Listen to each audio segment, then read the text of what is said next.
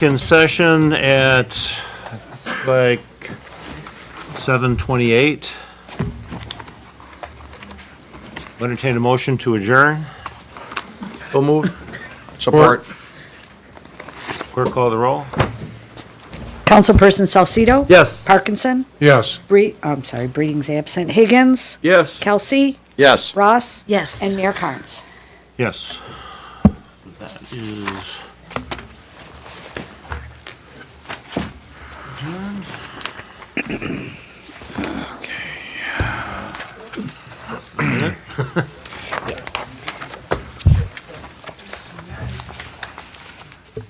Does anyone need the break for a minute? Please. Yes, okay, go ahead. Write a resolution, so. Yeah, I got it. We're getting it. I'm taking it. Oh, you're gonna beat me to it, huh? I roughed them. I knew, I don't know if I brought some backup. no, I had to rough them open in the bag. What'd you call the meeting order? We're waiting for you.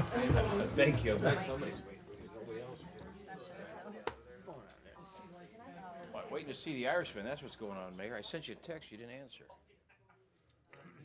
Join the club. I had to see you at the Rio Street. Hey, do you think I let anything interfere with? Zach I said would've last wanted week, a coffee. he says, well, Councilman Higgins asked to look at that street. I said, I'll "Oh, still run across the street. If there's somebody's gonna give some stupid report, I'll go get your coffee.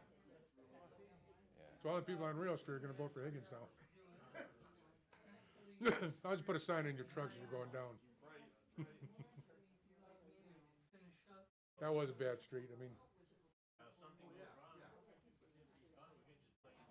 You know, Louisa Paplas is back with the prosecutor's office.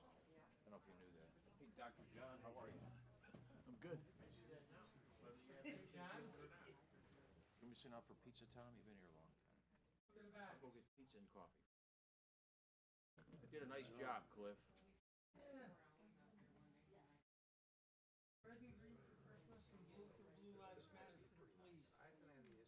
thought you were gonna decorate Zelnick's chair for him. Yes. Put a halo and stuff. We'll be right back with some spray paint to spray paint your names on your stocking if you'd like, so. I told him I was trying. I put it out on Facebook that I wanted a menorah, a star, David, and a drink was out there too. And I didn't have, so I went different things, but. Lots of comedians in there. All right. Lots of comedians.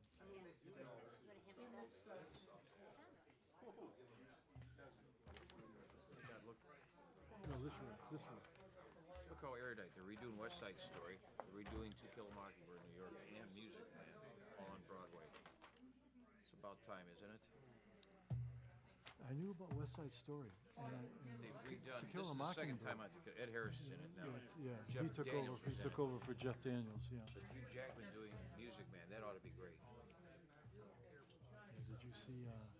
He did a great job in that Greatest Show on Earth. Yes. Oh, And also he with was his in, singing, with his singing, and he was in Les Miserables too.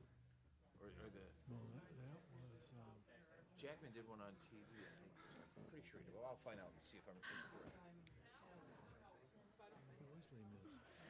And the other guy from Australia was the bad guy. Yep. Right. It was a concert with Tracy.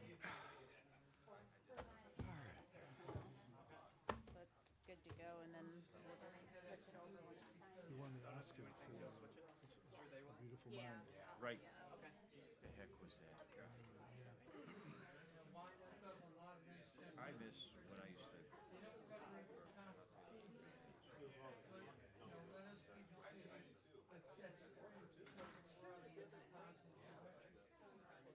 People must be Christmas shopping. They have a small turnout tonight. Good. Yes, good. Good. I'm gonna go get some pizza first. Alrighty. Are you guys hungry?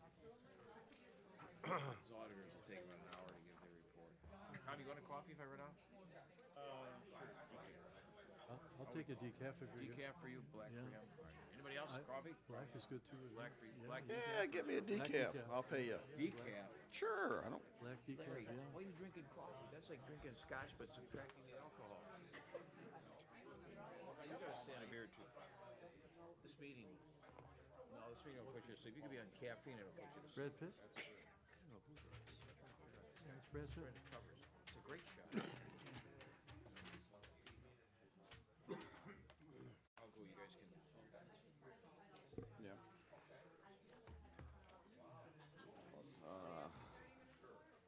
Did you?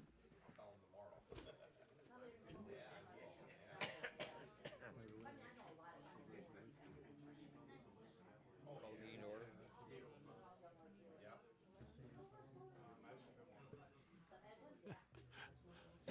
Perfect, is that what they said? Yeah.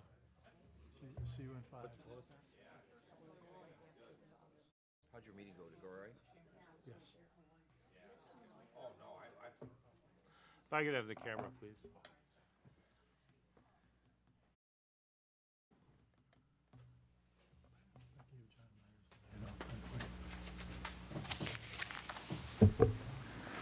That looks like we have it. Call the December 16th meeting of the City of Lincoln Park Mayor and City Council to order. If everyone would please rise for the Pledge of Allegiance to the flag, which will be immediately followed by a moment of silence for residents that have lost family members in this past week.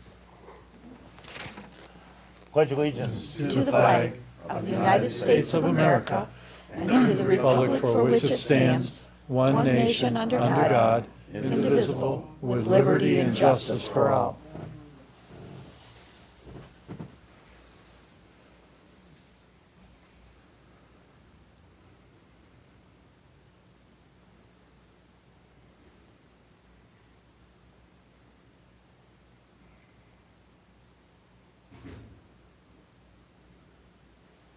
Thank you. Sounds sexual. What size you want? Medium. What size you want, John? Small.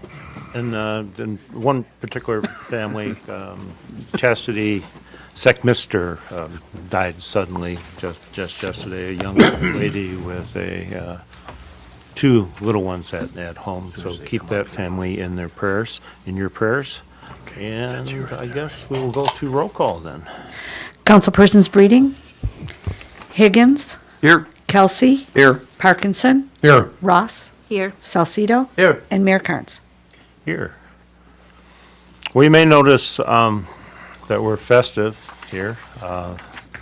This is the work of Cliff Eberts there. He did a nice job for us, was working hard. Got a nice job.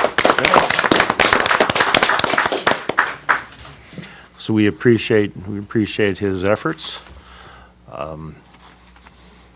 Also, there was another event on Sunday, which was Breakfast with Santa.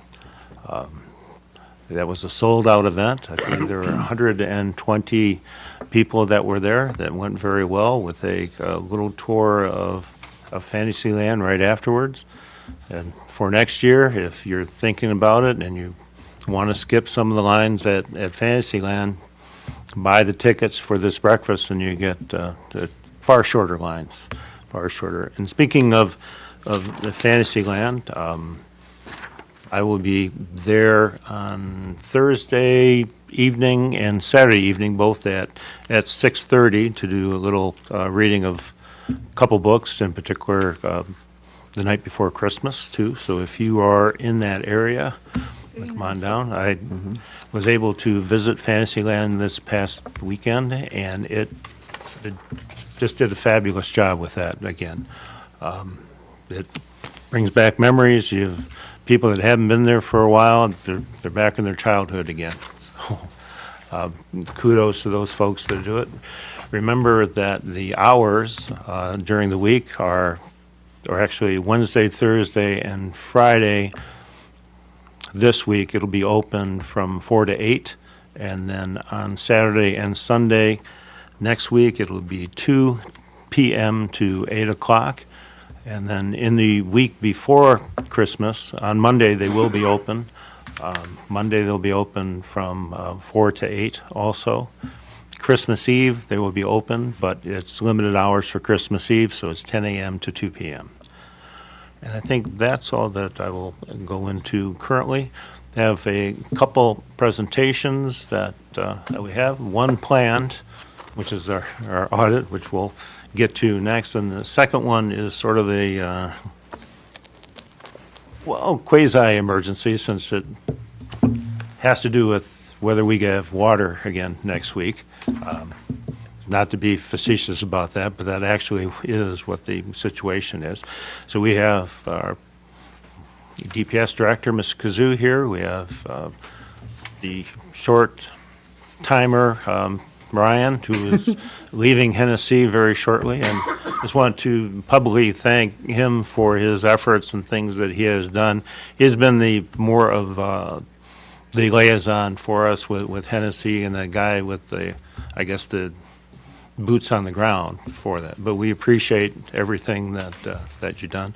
I still would like to see Lafayette get striped before. All right, I'm just saying. And we have GLWA here too. So start with you, John. Is that what you would like, or who would you like us to start with? Let's start with maybe Todd King from Great Lakes Water Authority could. Well, why don't you Get explain out. why don't you explain the circumstances of what led to where we are today, and then what we're planning to do, or what we need to do with that. All right, here's a short version for those of you in John Kazoo, DPS Director. Lincoln Park has 3 water meters that basically feed us Great Lake Water Authority water. And that's where they measure the volume that the city is taking in. One of the 3, come to find out, we have a bad transmission main, water main. This past Saturday, along with the Lincoln Park Water Department and Great Lakes Water Authority, we went out to investigate exactly where this problem was. And it's approximately Outer Drive and 4th Street. And what we also were doing was we were doing basically a drawdown test. And what ended up happening is Great Lakes Water Authority shut down that particular meter to see if the other 2 meters would increase their water volume to make up the difference for the loss of that feeder water main. And it did. At that point in time, myself and the fire chief, we went out in case we have to put in any emergency jumpers with neighboring communities. And we're trying to get that set up presently. But at this point in time, because shortly I'm going to be asking Mayor and Council for the authorization or the authority to hire Great Lakes Water Authority to bring in one of their emergency contractors to make this repair for Lincoln Park, because this is a very big project. But if we have a failure, it could be very tough on the city. At this point in time, I'd like to introduce Todd King from Great Lakes Water Authority. He's basically going to represent Great Lakes Water Authority, and he's going to be able to tell us the process that they will have to go through and the timing of it. Thank you, John. Todd King, Field Services Director for Great Lakes Water Authority. As John mentioned, we did do a trial shutdown Saturday, and we got some pretty good results. So we shut down your main meter, which is LP03, and your other 2 meters, which are called LP02 and LP05, picked up the slack and delivered water. And I doubt if anybody noticed anything. There was about a 3 pounds per square inch pressure drop at the worst. So that was pretty good. The flows were pretty close to your average daily flow, about 4 million gallons per day. And so there's a good chance folks won't even know that we're doing anything out there. But I believe in talking with John that we're probably going to schedule this after the schools are out, probably on Saturday. And just to prevent any disruption should anything go not as planned. The contractor has all the parts necessary. the exact nature of the leak is you have a 24-inch feeder that goes into a 16-inch reducer that coming out of our meter pit, and that's got a leak on it, and this is concrete pipe, and that's a little difficult to deal with in terms of repairs due to the nature of the way the pipe is put together. There's a steel cylinder and then concrete on the outside, and so it's a little harder to repair than either cast iron or ductile iron, which is what we're going to repair. So what we'll do is we'll isolate from the meter side, which we've already done. Then we'll isolate from the city side, the distribution side. And once we've achieved isolation, we'll cut the pipe open. We'll take a stick of pipe out and adapt from the concrete into the ductile iron, and then effect the repair and have a repair sleeve that will get onto that cast iron. And if everything goes great, it'll probably take about a day. So. Will there be any need for like a boil water advisory or anything of that type? At this point, not if everything goes as planned. Something would have to go wrong for us to end up in a boil water situation. So most people, if everything goes according to plan, won't notice that this is happening. They'll just, the water pressure will be dropped just a couple of pounds. Correct. Is that what you anticipate? Correct. All right. Through the chair, Your Yeah, Honor? go ahead. Is there anything that we as residents should be doing or not doing that day? Not really. I mean, Okay. it's the wrong time. This is the low time of year in terms of water usage. So in terms of, telling people not to water their lawn or anything like that, it's really, Or and laundry? especially if we do it on a Saturday, yeah. Laundry shouldn't be a big deal. Okay. And when you say all day, could you, what time would you start? We'd start first thing in the morning, and the biggest delay is probably going to be making sure we've got isolation. So you can't really get started until you cut off the water, make sure that the pressure goes down. So that'll be the toughest challenge. And once we do that, then the actual repair will probably be less than 4 hours. Okay. Thank you so much. There was a meeting that Mr. Gazoo put together as we were looking, because initially the thought that it was going to be far worse than what has been presented. Representatives from Southgate, from Allen Park, Lincoln Park, Great Lakes Water Authority had a large contingent, at least 10 people that were there. So they've been very helpful as we went through this process.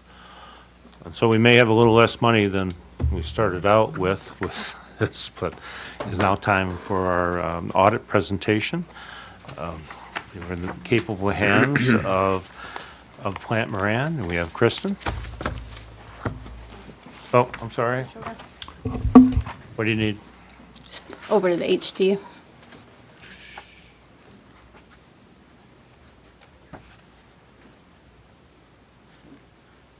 Gotta tell me where HD is, I can't see it. One to the left. Nope. Look at the baseball game. Yep, you're on it. I'm on it?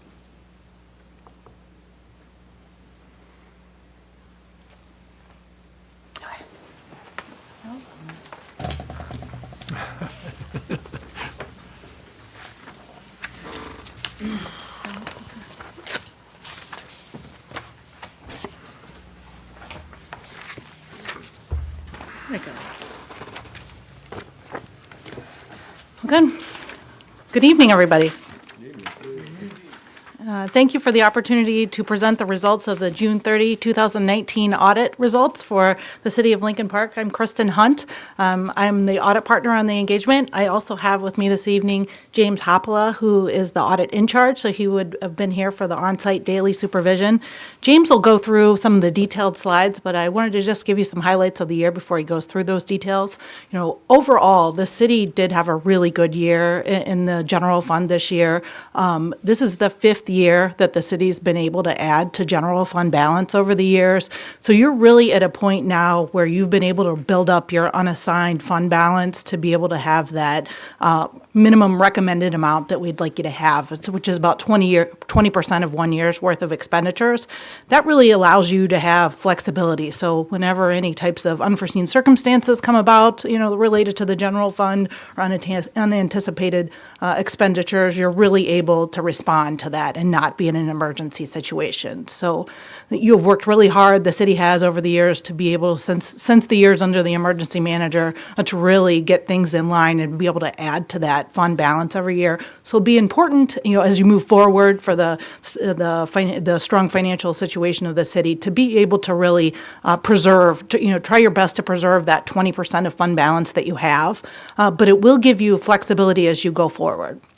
So, for example, this year, you were able to add about $900,000 to fund balance.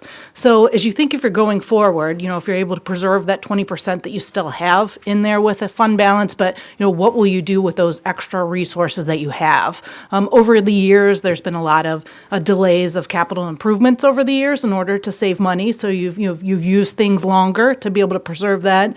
This year, you were able to buy a few things in the general fund, really, replace some police cars, do some roofing repairs. So some of the things that you've delayed, you're able to now do now. So just thinking of that going forward, of where you will spend those resources, and keeping in mind to be able to keep your fund balance where it's at. Some of the other things that will require additional resources as you go forward, we'll talk about, we've got a slide related to the pension systems. So remember those defined benefit pension systems that you have, one for the municipal employees and one for the police and fire employees. You have been making the required contributions that the actuary states that you need to, related to police and fire. You even did extra contributions of almost $700,000 related to the municipal system, and that's recorded in the financial statements this year. But those systems are still pretty low funded. So the municipal system last year was about 21.4% funded, and even with that extra $700,000 that you contributed this year, that only went up to about 22% funded. So that's going to continue to require additional resources. So those would be things that would be important to consider, is if you have, the flexibility of some additional funds to be able to make sure you're putting more funds away, to just increase the stability of those funds. One of the other things to note this year that's very important is, you remember when you were under the emergency manager's orders, retiree health care was terminated at that point for the defined benefit health care that was provided. It was replaced with a stipend at that time. And then shortly after that, the group of retirees filed a suit related to reinstating those benefits. This year, there was a settlement offered to retirees that gives an enhanced benefit. So it gives them more than what they had under the old stipend under the emergency manager, but does not give them as much as what they had for fully reinstated benefits. So that was a way to come to an agreement with them and settle that lawsuit. So that's going to cost, it won't cost as much as when you provided the full benefits, but it'll cost more than what's provided in the past. So keep that in mind too as you're looking forward for your additional spending and keeping that in check. That's also limited. One of the things you had in that settlement was also to limit the amount of what that stipend would be, to keep that under control as well. So really good work up to this point. I know it was a long way and a lot of hard work to be able to get to this point, to be able to get some additional resources. So just keep an eye on that, to be able to keep and preserve that, to keep things going well. One of the other things to note at the end of the year, in the road bond fund, it's not in the general fund, but remember that the city issued $6.7 million in road bond funds to be able to do street improvements. And so those improvements were not done by the end of the year. They were planned for this current year that you're in and going forward. So you'd see in your financial statements that you have that $6.7 million in cash, but it's sitting there as restricted because it'll be for the road fund. One of the other things to note, one of the last slides that James will go through with you, would relate to the water and sewer fund. There is a large amount of water loss in the fund, so it's over 30% now. So that means that you purchased water as it comes in from the Great Lakes Water Authority, and then you sell it to the resident. So there's about a 30% loss there that you're getting, where you're not able to capture everything that's coming in to sell. And so that's not something that's surprising with a mature city of aging infrastructure would be related to your water and sewer lines. And as the other two gentlemen just mentioned, you would have a water break now. So that could be a part of that, of just constantly keeping check on any of those undetected water leaks to make sure that you're taking care of those as quickly as possible so that you're not losing water that you're purchasing and not able to pass on.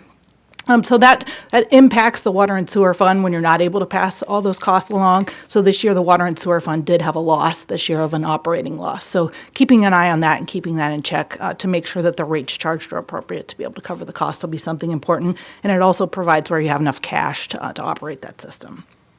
But with that, I will turn it over to James, who has about 4 or 5 slides to walk you through some of the details.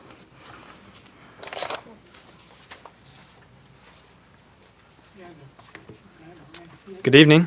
As Kristen mentioned, I'm James Hopla, and I just wanted to go through a few slides with you in detail of what Kristen was talking about earlier. So this first slide presents the past 6 years of fund balance for the general fund. As Kristen mentioned, during the 2019 fiscal year, fund balance increased approximately $907,000. The two components of fund balance this year were restricted and unassigned fund balance. Restricted fund balance represents resources designated to a specific function, and the $616,000 were restricted for the construction code costs in accordance with the state's Construction Code Act. The unassigned fund balance represents resources available to the city. The 2019 unassigned fund balance of $4.9 million, as Kristen mentioned, is approximately 22% of the total 2019 general fund expenditures, which we believe is an adequate amount of unassigned fund balance for Lincoln Park. This unassigned amount should be maintained for cash flow purposes, including unanticipated expenditures, downturns in the economy, investments in capital assets, and some of the other items Kristen mentioned earlier.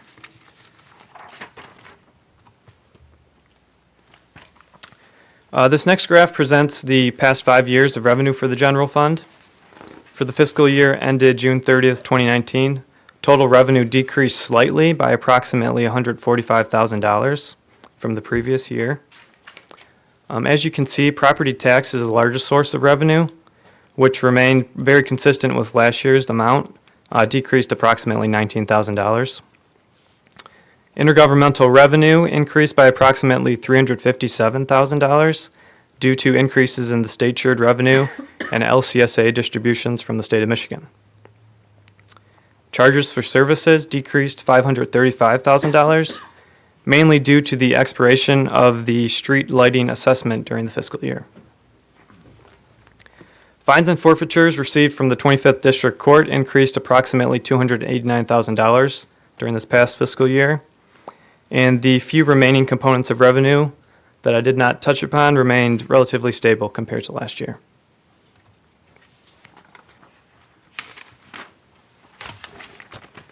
This next slide here presents the past 5 years of expenditures for the general fund. As you can see, the total expenditures have remained extremely consistent the past few years, both in total and by each component. And that's due to the city having no significant changes to the cost structure of the general fund. For the current year, total expenditures were within budget, which means the department heads are operating as approved by City Council.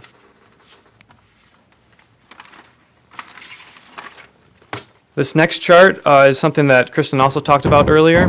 It's the City of Lincoln Park's pension information for the past 4 years, as well as fiscal year 2020 budgeted amounts. The city has done well to address these legacy costs, including contributing an additional $700,000 to the MERS pension in the current year. However, even with these actions the city has taken, the funding of these pensions will remain a significant piece of overall expenditures for the general fund for many more years due to the outstanding total liability. This final slide represents the Water and Sewer Fund's current assets, current liabilities, and cash operating expenses. The difference between the current assets and current liabilities is the working capital available to the city. Working capital represents the Water and Sewer Fund's ability to pay for current obligations. This $1.77 million of working capital makes up approximately 20% of the year's cash operating expenses. This is a good amount of working capital to have for the city for the water and sewer fund, but a large portion of the current assets, as you can see, is tied up in accounts receivable at year end. Additionally, there are limited other reserves for investments in capital assets or unforeseen expenses in the water and sewer fund. Current water and sewer rates are appropriate to continue to generate cash, but the city should continue to monitor the water and sewer rates so that they remain at an adequate level. With that, if there are any questions, Kristen and I would be happy to answer those. Any question? Well, I'm not hearing any right now, so. Oh, go ahead. I'm sorry, I don't know if this is for Lisa or for you, but in one of the documents we got, you talked about the special item on DUA. Yes. And according to what I read here is the loss of transfer of assets was $1,697,000. What happened to that? Yes, and so formerly, when the sewer alliance were with Wayne County, there was, within that arrangement, there was a definable equity interest. It's an accounting terminology. So what that really meant was whatever was left over, the net assets in the sewer system, was really allocated between all of the member communities, and they would book an asset on their books for that residual amount. Under the new agreement, that went away, and so really what you're doing, it was just really writing off that old asset that related to it. So it's a journal entry or an accounting entry. It didn't involve writing off any cash or fixed assets. And what you're doing now is you've assumed you're recording an asset really for your value of the system, and then you've got an offsetting liability for any debt that was acquired as part of the system. And so you've got this natural leftover piece that falls out into your equity. Okay. And I guess my next question, same thing, is the 25th District Court, the little item, is that I guess it says the city does not have an equity interest in the district court. That's Yes. our building. Wouldn't that be an equity interest? So I I mean, believe. before we consolidated, that was our building. I mean, we paid for it lock, stock, and barrel, so that does, or how does that work? Correct. So if I remember correctly, and correct me if I'm wrong, Lisa, but I believe that the building is owned by the city and recorded as a fixed asset in the city's financial statements, not in the. Oh, okay, not in the all right, courts. That's okay, correct. all right, okay. Yep, thank you. That was welcome. it. That's all I had anyways. Thank you. I'd be remiss if I didn't get to thank everybody who helped us. I really appreciate Lisa and her team's hard work. There's a lot of questions and things that were involved in doing the audit. It was a pleasure, as always, working with her and to work with City Manager John Zeck as well and his team to be able to get all the information that we needed to be able to complete the audit and get the results to you in this good, timely manner. I appreciate everybody's hard work and cooperation. Thank you, and we wish both of you a Merry Christmas. Too. You too. Appreciate Thank you. your efforts. All righty, then we will move on to this.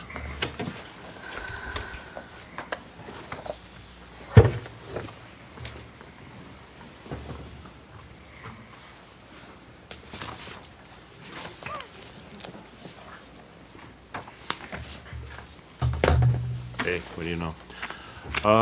Resolved that the following items listed on the consent agenda be approved as presented to the mayor and city council. 1, approved minutes, regular meeting held December 2, 2019. 2, approved minutes, study session held December 2, 2019 at 6 p.m. regarding retaining outside counsel. 3, approved minutes, study session held December 2, 2019 at 6:30 p.m. regarding animal shelter phase 2. 4, solicit bids, janitorial services. 5, participation, residential rehab exterior blight. So move. Support. Discussion? Or call the roll, please. Councilpersons Higgins, Yes. Ross, Yes. Kelsey, Yes. Parkinson, Yes. Salcido. Yes. And Mayor Carnes. Yes.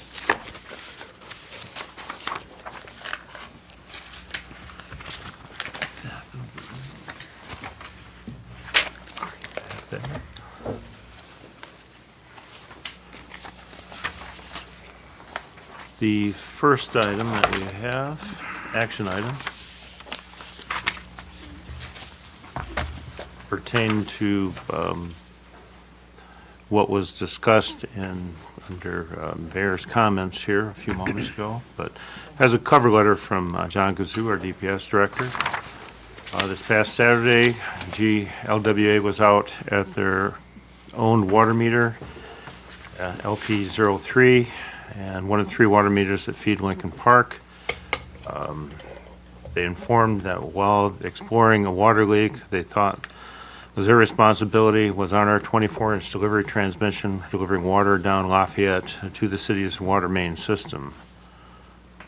And they just went through that. So it's resolved that the mayor and city council hereby authorize John Kazoo to contract with GLWA to make this emergency 24-hour water main repair. Be it further resolved that the mayor and council authorize the funds to be taken from account 592-920-818000. So moved. Support. And John, is there an idea of the potential cost for this?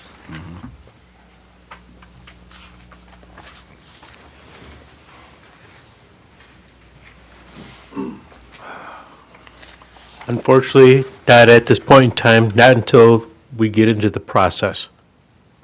Unless Todd maybe has a better idea, but I think that's based on its discovery, and it's basically going to be a time and material type contract. Now, the contractor that's being brought in through Great Lakes Water Authority is one of their couple contractors that they have under contract for these type of emergency repairs. And this particular contractor is the lowest of the, I believe, 2 contractors that they have.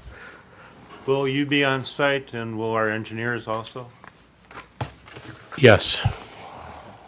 This, because the city has never done anything like this, so it's going to be, not only be on site, but it'll be a training process also. Further discussion? Clerk call the roll. Councilpersons Kelsey? Yes. Higgins? Yes. Parkinson? Yes. Ross? Yes. Salcido? Yes. And Mayor Carnes. Yes. And thank you for coming in. We appreciate that.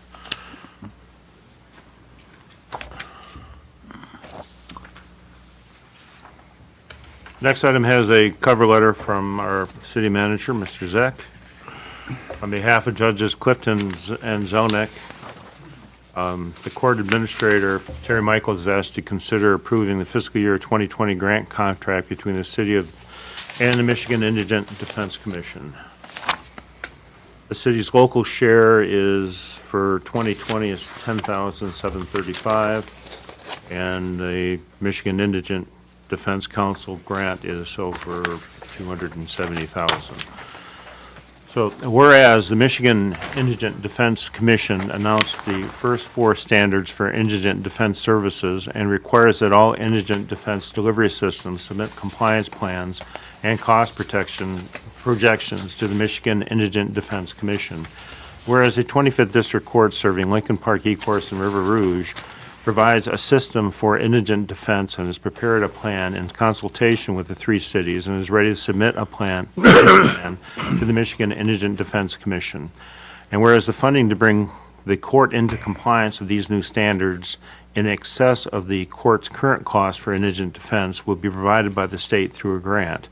And whereas the city of Lincoln Park will be the designated lead agency for submission of the compliance plan and grant funding. Whereas the City of Lincoln Park's local share contribution for fiscal year 2020 is $10,735.94, and the state grant contribution is $270,371.34. Now therefore be it resolved that the mayor and council approves the Indigent Defense Compliance Plan submitted by the 25th District Court as required by the Michigan Indigent Defense Commission, and be it further resolved that the mayor is authorized to sign all necessary documents related to the submission of the compliance plan, the grant funding application, and the subsequent funding applications for the continued state fundings for these costs. So moved. Support. Discussion? Yes, through the chair, Your Honor. Is Ecorse or River Rouge, are they gonna throw in any money on this? Are they having the same, they share the court? I mean, this is a lot of material to read, and I was wondering, since we share the court with them, is any monies coming from those 2 cities? I don't know if you want to, Best answer, unless Mr. Zeck has a more accurate answer, the best answer I could give, Your Honor, is that each community pays their proportionate share for all the functions of the court, including the MIDC, which was burdened on not only the courts, but on every individual community. I don't know if there's a specific figure here, but that's the way it's been in the past, including court-appointed attorneys' fees and everything else. I must say that that's a very small amount based, the $10,000, based on what's going on at the court. But I'll check that out for you if you'd like, Councilman. thank you very much. Further discussion? I got a question for you.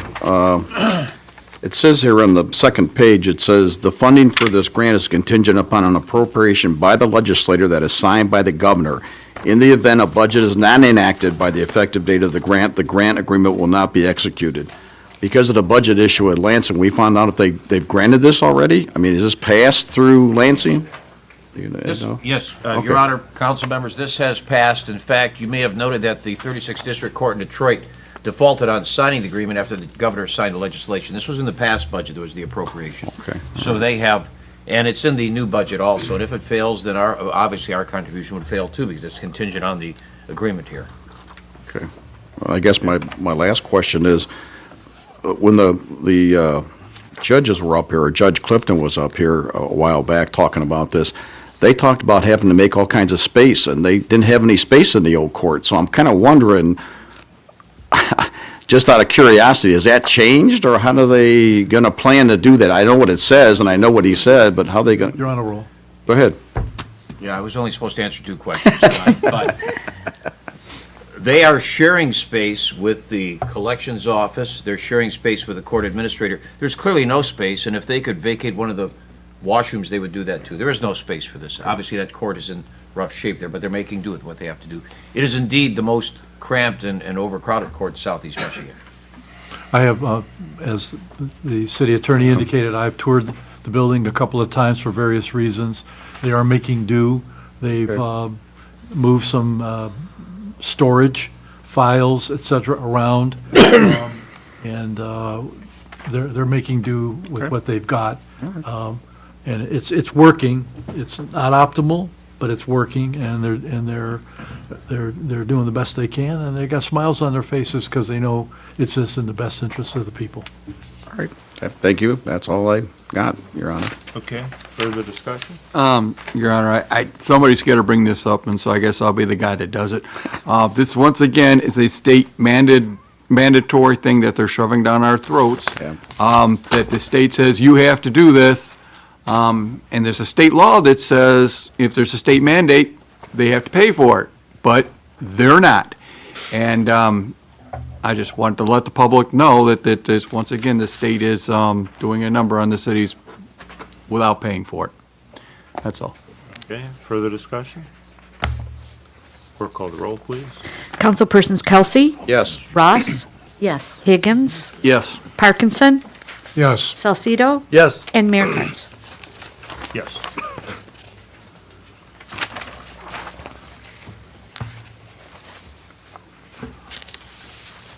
Next item has a cover letter from Chief Waters of the Police Department. That the Lincoln Park Police Department and the Department of Public Services are both requesting that Mayor and Council extend both the city grounds maintenance services and the Lincoln Park Pride Services contract for U.S. Lawns. Both the Police Department and Department of Public Services are requesting that 2-year extension that would expire December 31st, 2021. The Y is the current contract with U.S. Lawns for both the city grounds maintenance service and Lincoln Park Pride Services expires on December 31st, 2019. U.S. Lawns has been a contractor for the city of Lincoln Park for over the past 10 years. During that time, they've worked closely with both the police department and the Department of Public Services to reduce blight within the city. Okay, the resolution is, whereas the current contract with U.S. Lawns for city grounds maintenance services expires December 31, 2019. U.S. Lawns has been a contractor for the city of Lincoln Park for the past 10 years, is not requesting any increases for the services for the next 2 years.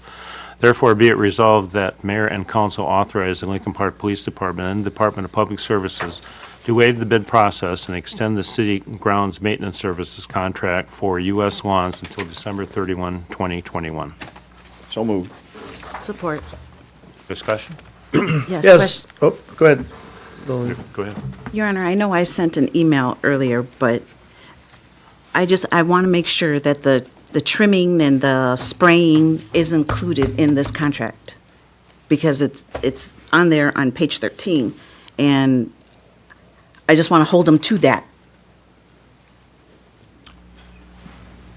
May I respond? Yeah. Thank you, Mr. Mayor and members of the council. The LP Pride part of the contract does not include spraying. The city part will say, which involves the parks. The LP Pride part does, when people don't cut their grass, this company goes on and cuts the grass and we bill them. Right. The city part of this does have that provision within it. However, we have not exercised it very often. There was discussion about it today. We appreciate you bringing it up. I did meet with the police chief as well as with the DPS director. We're going to have more conversation about that. There is some need in some parts of the parks for this spraying. Again, if we have a rainy, wet season, springtime, it's hard to cut, and then of course the grass grows, and then we have other complications. But we're going to work through this and figure out how to do a better job with the parks. Beautiful. Okay. Just one, go ahead, You're not- Council. No, he was- Just, one last thing, and I know as a resident out there in the stands and watching on TV, when we don't do bids, I don't think I'm doing my due diligence. And if you looked at the contract, it was for 111,000, then the third year it jumped to like 119. Something to that effect. So there was an increase, and why we don't do bids for this, I don't understand. I know they've done a good job in the past. I don't have a problem with that. I respect Chief Waters and John Kazoo, their insight, but just as sitting up here, I don't think I'm doing my due diligence if we don't reach out to other people that can cut grass. That's my opinion. Councilman, you had Yes, if I may, I'd like to echo both Councilman Ross and Councilman Salcido's issues about the fact that, I've been here when this contract was in place, and quite frankly, they haven't done what they were supposed to for years. And I had a conversation with our previous city manager, Matt Kopler, and there was a disagreement between U.S. Lawns and the city whether that was included or not in the price. And I can tell you, Gregory Park, for example, over there in the parking lot, the grass was always growing in the asphalt parking lot, and it was never, ever trimmed or sprayed. And we complained about it, I don't know how many times up here at council, about the basketball / whatever was over there that they use on the thing, and they never, ever did the weeds around there, and we kept complaining and complaining. So I have a problem with extending something when there's been a history, in my knowledge, of non-compliance, with all due respect. And I think that would be not a good way to go until we get a clearer understanding, are they going to do what they're supposed to about, and that was the complaint that I have heard over the years and I have seen, and we went around and it never went nowhere. And this is an opportunity, because they're asking for an extension, to clarify that before we extend this or talk about this. I mean, that's what I'd like to see, because quite frankly, if we extend this, there's no reason for them to talk to us. I mean, they're not going to say, well, we did or didn't or whatever. And I think, based upon their past performance, we need to have a more detailed discussion. Are you actually going to, and we can be specific, I can bring up the different areas we talk about. Are you going to do these? Because I would hate to have a contract that we redo for a very good reason, and then we're right back in the enforcement process again. And we don't have time for the police department or the DPS to oversee these people. We shouldn't have to, okay? They're supposed to do it, and they get it done. And I understand the issue. We had some problems with the rain, but they explained to us it rained, and we let that go because of the weather. But the weed whipping and doing the parking lots, that's something they haven't done. And there's been numerous excuses, cost factor, they said, even though it was in the contract. Anyways, that's my opinion on this particular subject. I think we should put this on hold until we get more information from it. Through the chair. Who's that? Go ahead. I would also say that I've had more complaints about the complaint of the how the parks are being taken care of, and this is what I do for a living. And they have not been done as well as they should have been done, and that's the bottom line on that. And I also think this should go up for bid. So that's my thought on it.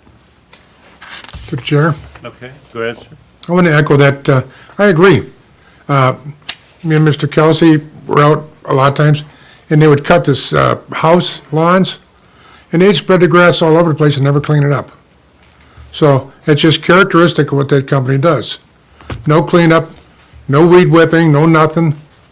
I mean, I used to work for the city, and I know we had a problem this spring with rain and keeping the grasses cut, but it's like, they're so worried about getting Fort Street done and everything else, other places where they have contracts, that the city seems to be on the back end of the burner. And I agree, I think we need to do something with this. This is not quite adequate. Okay, so if we're talking that you want U.S. Lawns to come in and to speak with us and have our questions answered, or is this that you're talking that we need to go out for bids for this? Is that what's, I imagine we'll see when the vote comes across. Mr. Zek, you wanted to say something? I just wanted to indicate that Mr. Kazoo and Mr. Waters and I did meet with the owner of the company, and they did indicate they were interested in having the contract extended. They did indicate in that meeting that they would not raise the price for 2 years. It would be the same price as it is now. But understanding what's been said here tonight, being fresh and new to this, I'd be glad to call them forward to come to a subsequent meeting. And obviously, we're not going to be cutting grass in January, so we can have them come present to the meeting, or if you have a designated council person that wishes to join Chief Waters, Mr. Kazoo, and myself and meet with the owner, we can do it that way. Whatever the council's pleasure is, but I certainly don't want to ask you to extend a contract in which you aren't happy with. And if the answers you get aren't satisfactory, then I would recommend that you consider directing us to go out to bid.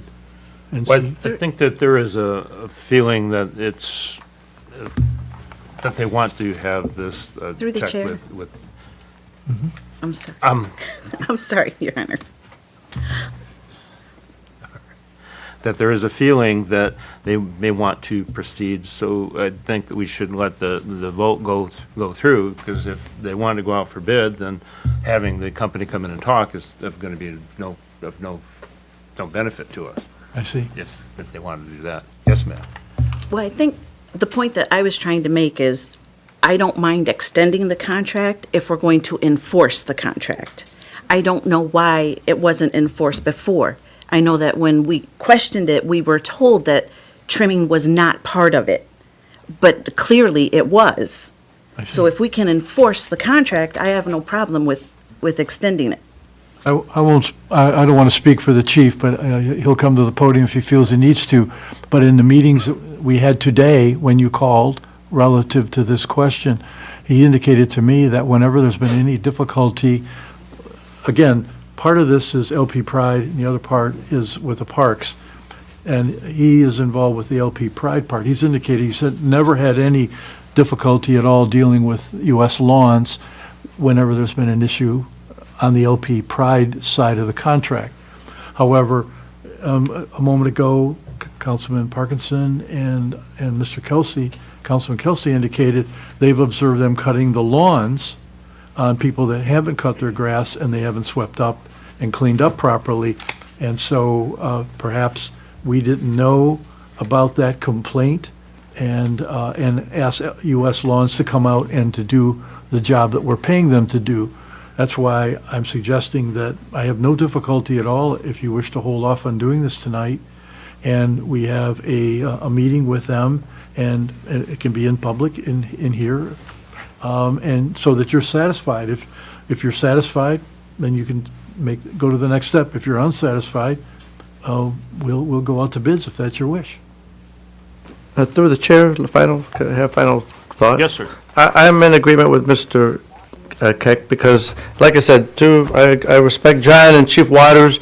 Maybe if they came up and we explained our sentiment towards their work, maybe they'll step up their game. And like you said, they're not increasing the rate, so I respect that. So if they want to have an opportunity to come up here, then maybe we can hear the resolution again. So I'm in favor of tabling it till they have a representative up here, since we're not cutting grass in January or February. So you're making.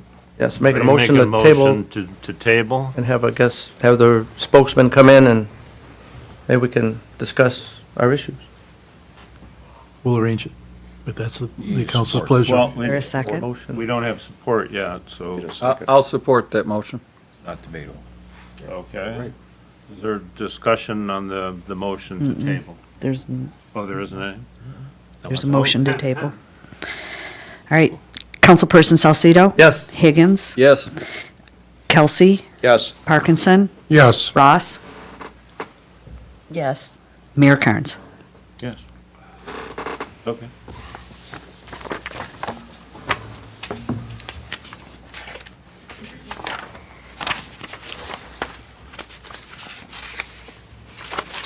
There's a second motion, or there's a second one. The Lincoln Park Pride.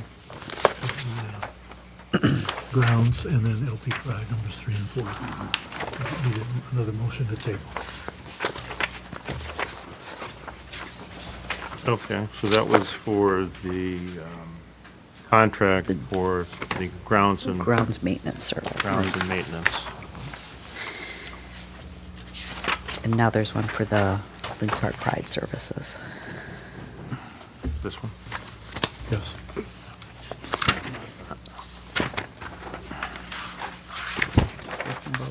I'll get there eventually. Oh, so it's this one. Read this one. Same thing, it just says Lincoln Park Pride services instead of. This We'll get is it. there. Right here. All right, the next item, whereas the current contracts with U.S. Lawns for the Lincoln Park Pride Services expired December 31, 2019. U.S. Lawns has been a contractor for the city of Lincoln Park for over the past 10 years.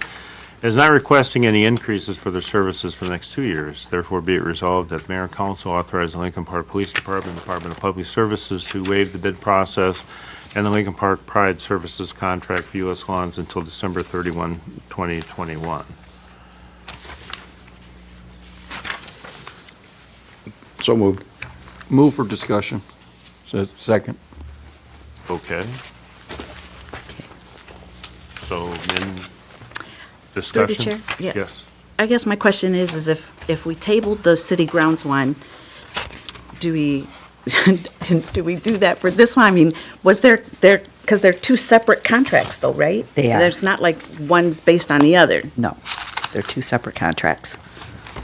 Through the chair, Yes, sir. I've never heard of any complaints in regards to LP Pride unless the one that you brought up earlier about the trimming and the edging, which I think you guys resolved that. So I don't have a problem with That this particular contract. I know that LP Pride was in my neighborhood a couple times this summer and they did a good job. Okay. Any further discussion? I, I'm sorry, through the chair, Your Honor. I just wanted to clarify, the trimming and the weed whacking was for the city grounds. That was the city grounds not the contract. Pride, right. Yeah. I would like to say that I have not been happy with some of the work they have done at the houses for Pride.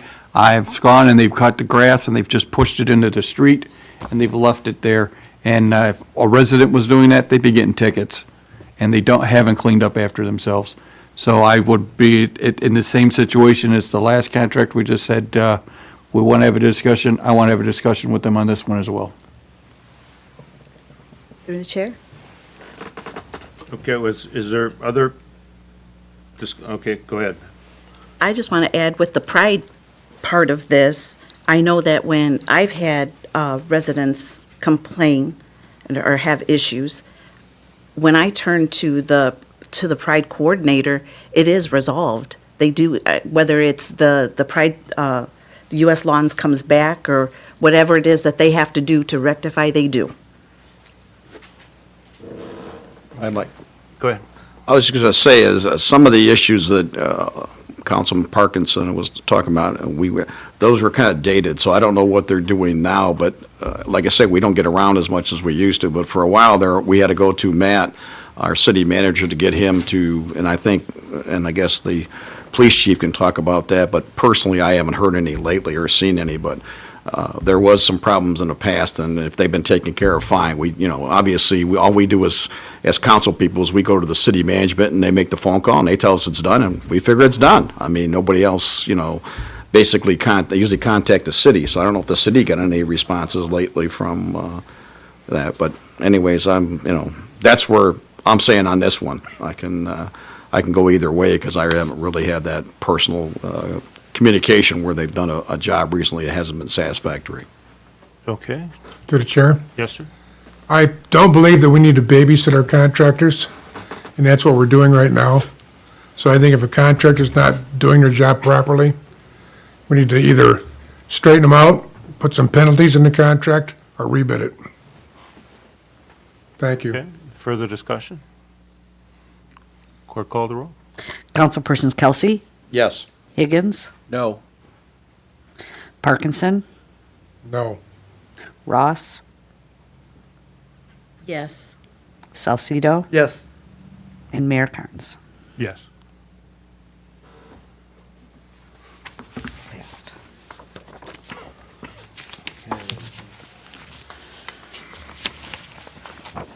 Next item has a cover letter from Doreen Christian, our Community Plan Development Parks and Recreation Director, to renew the user agreement between the City of Lincoln Park and Wayne County Sporting. Whereas the Parks and Recreation Commission received a proposal from Wayne County Sporting to develop a soccer league in Lincoln Park, in the City of Lincoln Park, utilizing Council Point Park fields. And whereas the commission prepared a user agreement with Wayne County Sporting, which has now expired, therefore be it resolved that the mayor and council concur with the recommendations of the Park and Recreation Commission to renew an agreement with Wayne County Sporting and authorize the mayor and city clerk to sign all necessary documents. So moved. Support. Okay, discussion? Through the chair. Sorry. I would just like to say that I walk frequently over Council Point Park, and I've seen this group do marvelous things with the young people. I think they are doing a wonderful job. Okay, Councilman Kelsey, I you was had something? just going to say through the chair that our department head, Doreen, speaks really highly of them, and I don't think there's a problem, so we've been very successful, so I don't see a problem with it either. Well, it's been very positive Yeah. from what I understand, and with their maintaining the fields themselves, I mean, it's been a good thing. Further discussion? Yeah, through the chair, Yeah. if I may. Ask Mr. Zelenak if he looked at the contract. I just want to make sure that it is the same as the last one. Thank you. Okay. Hearing no further discussion, the clerk call the roll. Councilpersons Kelsey, Yes. Higgins, Yes. Parkinson, Yes. Ross, Yes. Salcido, Yes. and Mayor Carnes. Yes.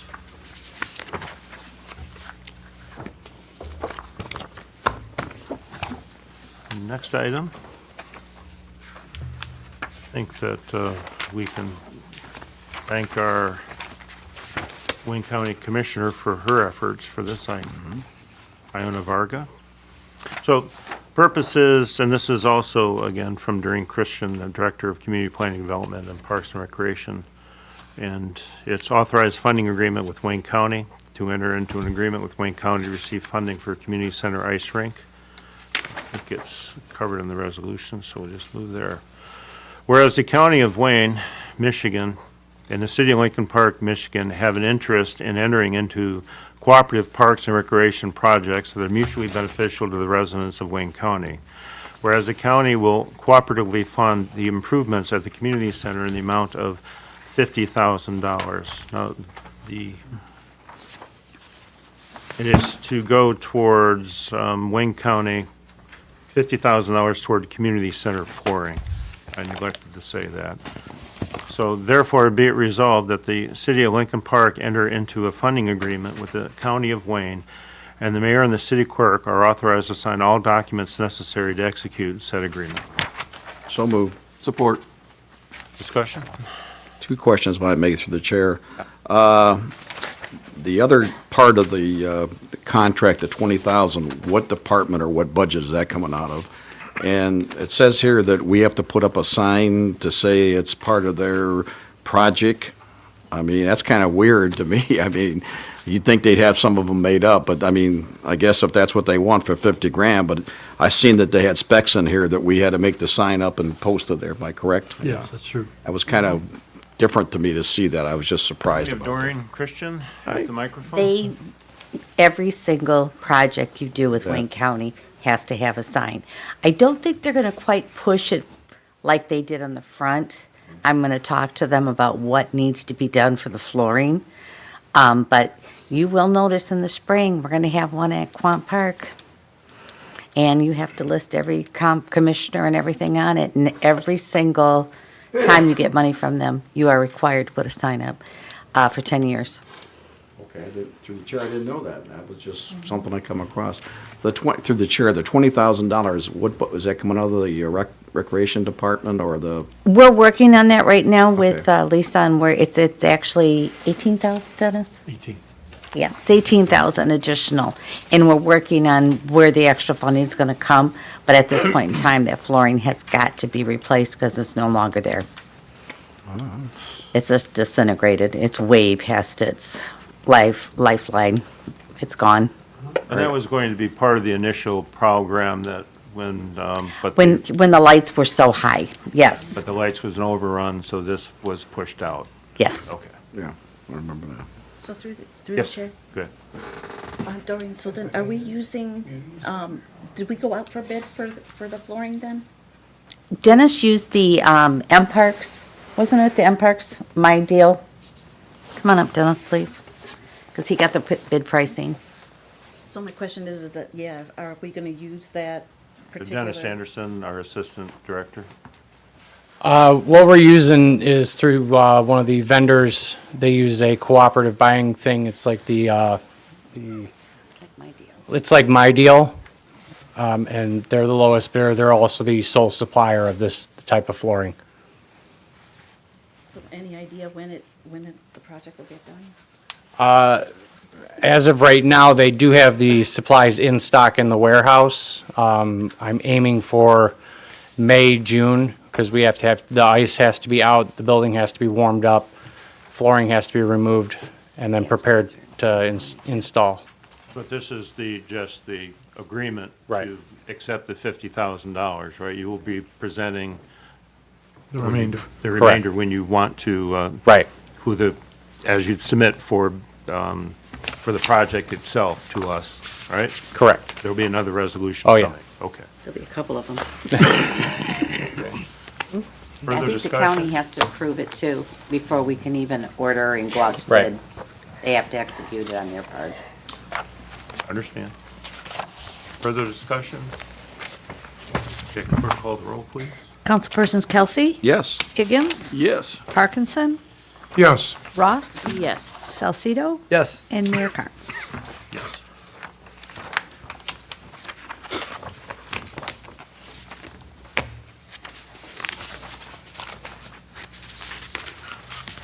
Okay, the next item has a cover letter from John Kazoo.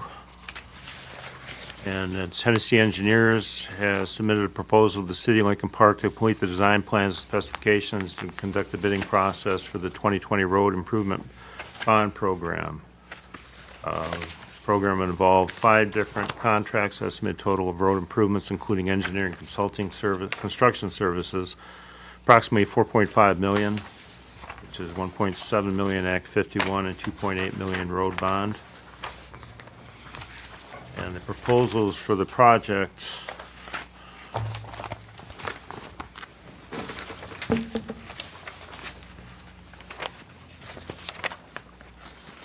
well, just go into it.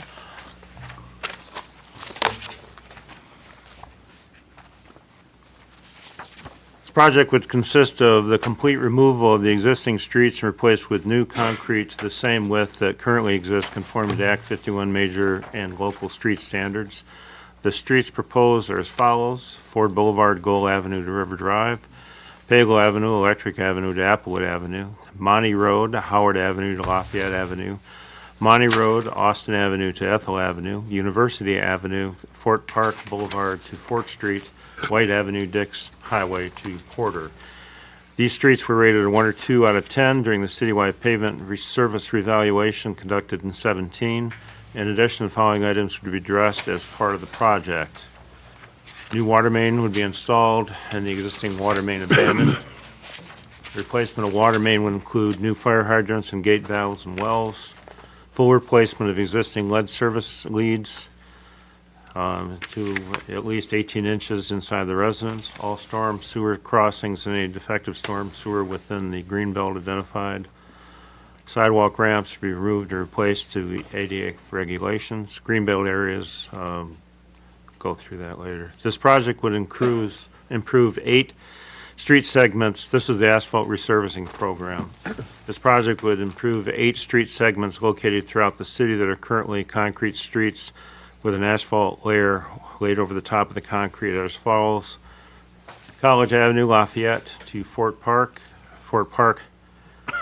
Boulevard, New York to Stewart Avenue, LaBaugh Avenue, Howard Street to Lafayette, Lincoln Boulevard, Elliott to River Drive, Mayflower Avenue, Fort Park to Fort Street, Philomene, Lafayette to Fort Park, Rio, Dix Highway to Porter, Warwick, Howard to Lafayette. These streets were rated 2 through 4 out of 10 during the citywide pavement service evaluation in 17. We'll be removing an existing asphalt cap, milling and placing a new asphalt layer.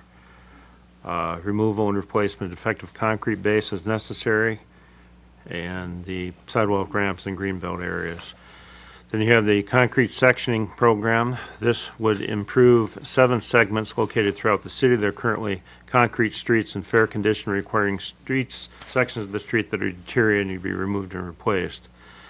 That are Cleveland Avenue, Howard to Lafayette, London Avenue, Lafayette to Fort Park, Porter Avenue, Morris to Outer Drive, Progress, which is Green Avenue to Alper, and River Drive, Emmons to North Shore, Rose Avenue, North Wayne to Bailey, Winchester Avenue, Emmons to Abbott Avenue. These were rated either a 4 or 5 out of 10 during the citywide pavement service evaluation. Okay, and then you have the engineering costs that are on top of that. So, resolved that the mayor and city council hereby award the design and bidding services for the 2020 road improvement bond program to Hennessy Engineers Incorporated as submitted to complete the design plans and specifications and conduct the bidding process for the 2020 road improvement bond program. Work not to exceed $308,505.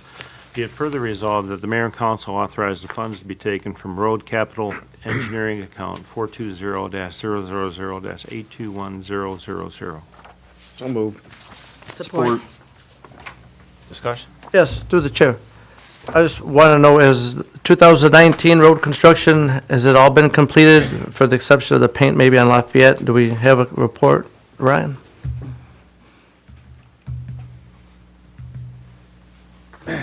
Good evening, Ryan Kern with Hennessy Engineers.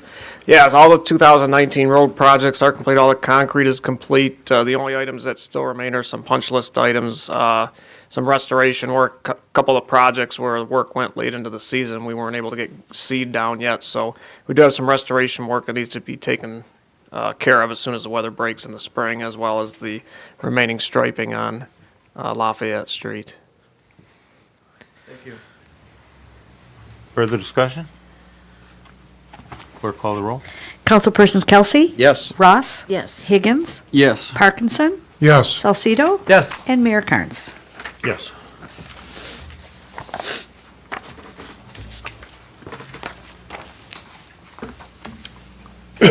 Next item has a cover letter from our Chief of Police, Raymond Waters. Request permission to send Sergeant Veronica Lyles to the Center for Police Fire Management and Leadership Studies. This program will be conducted on Wednesdays for 15 weeks from January until April. The school will be hosted at Macomb Community College. Sergeant Veronica Lyles will be instructed on upper-level management topics, including ethics, labor management issues, personnel management, legal issues, and media relations. Resolved that Mayor and Council authorize Sergeant Veronica Lyles to attend Center for Police Management and Leadership Studies class being held at Macomb Community College in Clinton Township, Michigan, every Wednesday from January 8th, 2020 through April 22nd, 2020. The So cost- moved. Sorry. Sorry. The cost of the school is $1,100. A police department vehicle will be used. Meal expenses will be subject to the city's travel policy. Be it further resolved, funds for the course to come from the police department's Emma Coles training account 101-000-370 PT. So move. Support. Okay, discussion? Question, Your Honor? Is there a particular reason why we're using or allowing a police vehicle instead of mileage reimbursement? Well, Is there a particular? It's their duty in order to go there. So it's their work related, so that they use that vehicle to go. It's the history of the police Is it? department. that- Okay. Yeah. Not mileage reimbursement? Actually, it's stipulated in the contracts, or it used to be, that personal vehicles cannot be used for police services. Okay, That correct, Chief? Yep, all right. okay. Thank you. Further discussion? Clerk, call the roll, please. Councilpersons Higgins, Yes. Parkinson, Yes. Kelsey, Yes. Ross, Yes. Salcido. Yes. And Mayor Carnes. Yes.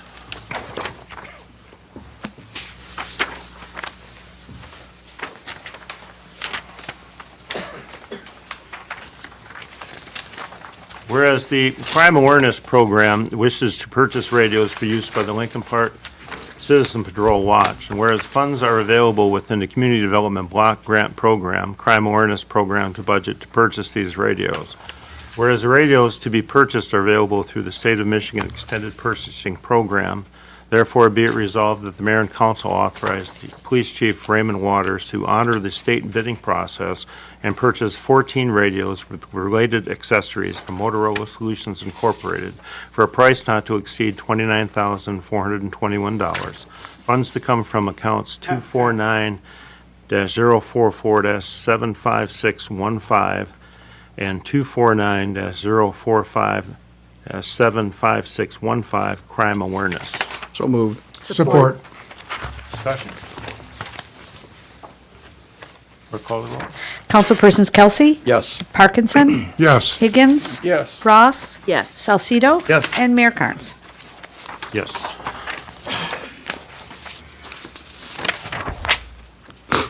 Next item is miscellaneous.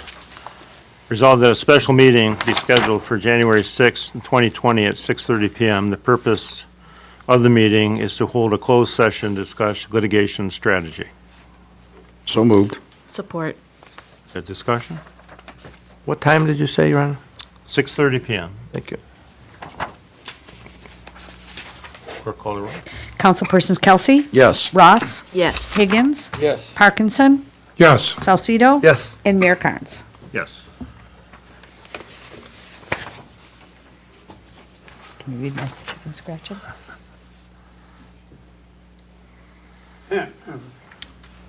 Okay, next one is also miscellaneous. Resolved that a special meeting of the mayor and council be scheduled on January 13th, on Monday, January 13th, 2020, at 6 PM to interview candidates for city manager. Be it further resolved that out-of-state candidates be reimbursed for travel expenses in an amount not to exceed $1,000. So moved. Support.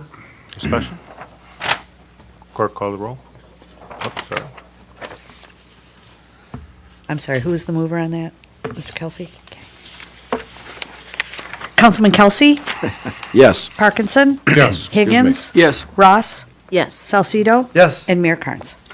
Yes. All the orders of business, right? Right. All right. Resolved that the accounts and claims payable for those items greater than $25,000 be approved as follows. Downriver Utility Wastewater, October 2019 sewage user fees, $213,762.96. DTE, November 19, gas and electric, $68,844.69. GV Cement, 2019 concrete reconstruction program, $497,890.63. GFL Environmental USA, December 19, residential curbside collection, $218,145.24. Great Lakes Water Authority, October 19, billing for water, $192,101.12. KS State Bank, 2018 Freightliner semi-tractor, $109,248.24. Land Hole Incorporated, renovation of 1534 Wilson, $81,100. McKenna Associates, November 2019 Building Department Service Permits, $45,081. MERS, and this check had been released for the due date, October 19 and November 19 Divine Benefits, $403,131.96. So moved. Support. Discussion? I got a question, and it's basically on the billing for water to Lisa. Do you know if we've been losing more I mean, on the billing, that's for the whole water, the lost water and everything. Do you have an idea if this has gone up or down drastically? Or, I mean, not now, but I mean, could you?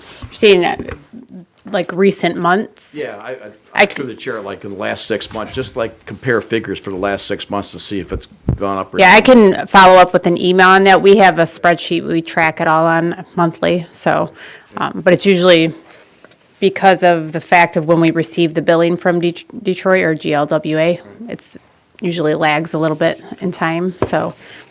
That's what my question was. But yeah, I can get you that information tomorrow. Thank you. Okay, you're welcome. Okay, further discussion? Clerk, call the roll, please. Councilpersons Kelsey? Yes. Ross? Yes. Higgins? Yes. Parkinson? Yes. Salcido? Yes. And Mayor Carnes. Yes. Okay, we've reached the time for our city manager's report. Mr. Zek?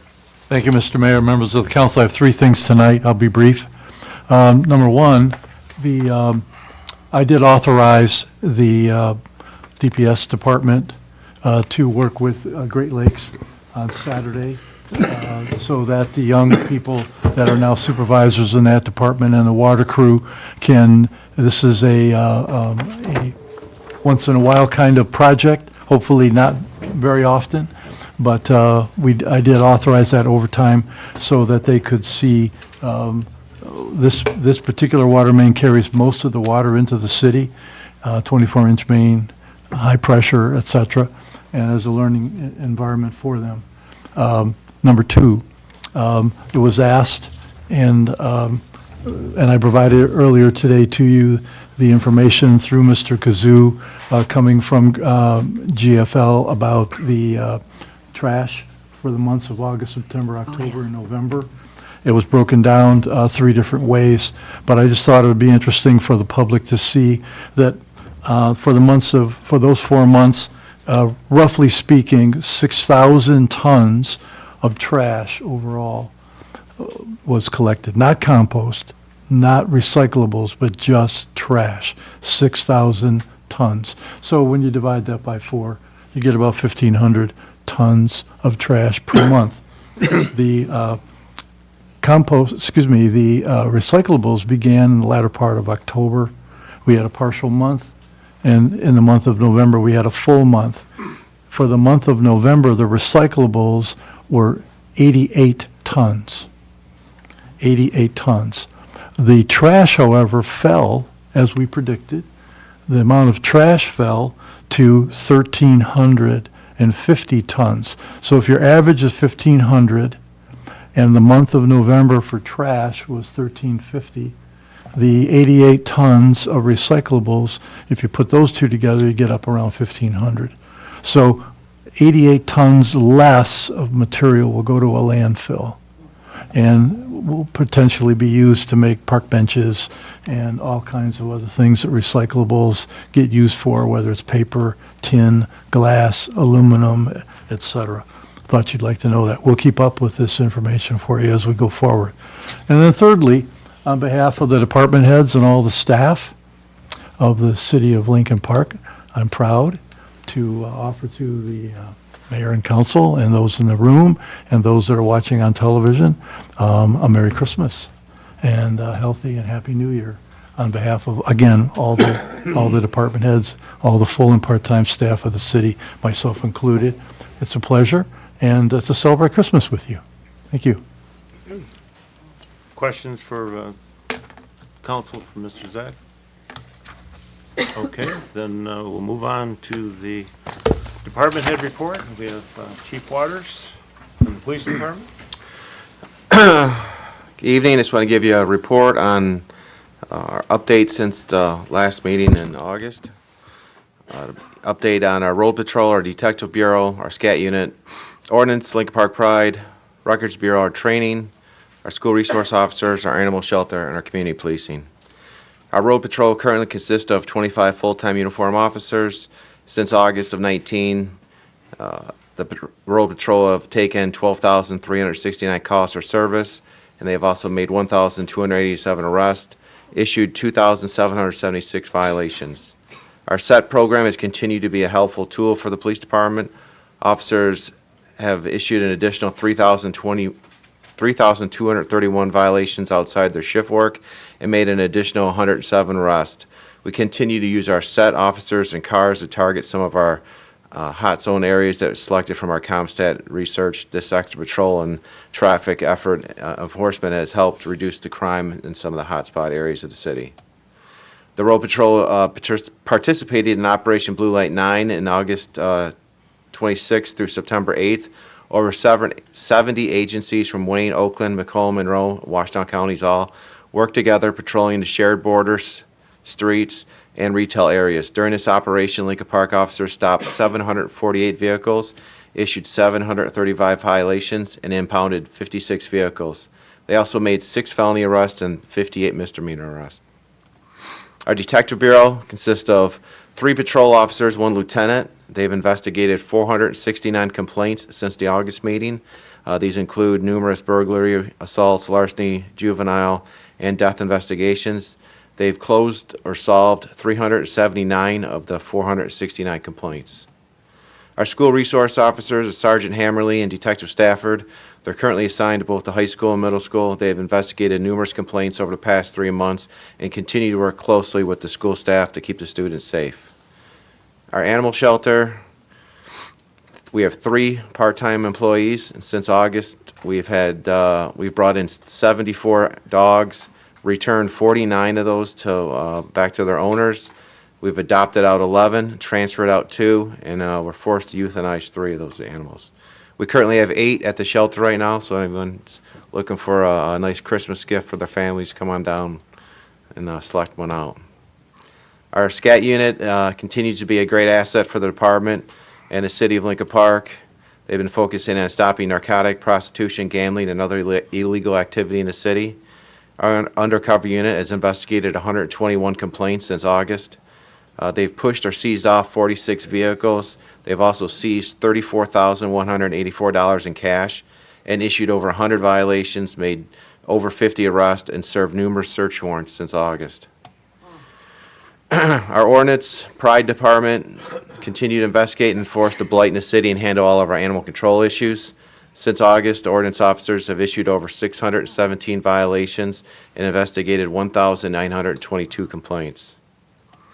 Our Records Bureau consists of 2 full-time and 2 part-time employees. Records has reviewed over 13,664 electronic records, which are crash reports, citations, live scans, and reports the officers take. Since August, this is all since August, I'm sorry. Yeah, this process is important because 15% of all the arrests are modified after the fact. Changes need to be made in the computer system for crime stat reasons after investigation. Since our last update, Records has collected or processed $12,119 in booking fees, $2,009 in PBT fees, $700 in sex offender fees. They've also processed 85 FOIA requests and collected $273.70 in fees for those requests. In September, the police department was audited by the state of Michigan. Every 3 years, the department is audited by the state to ensure that we are meeting all the requirements and standards to use our lean network. Records was the main force behind it to make sure that we are all in compliance and we passed with no issues at all.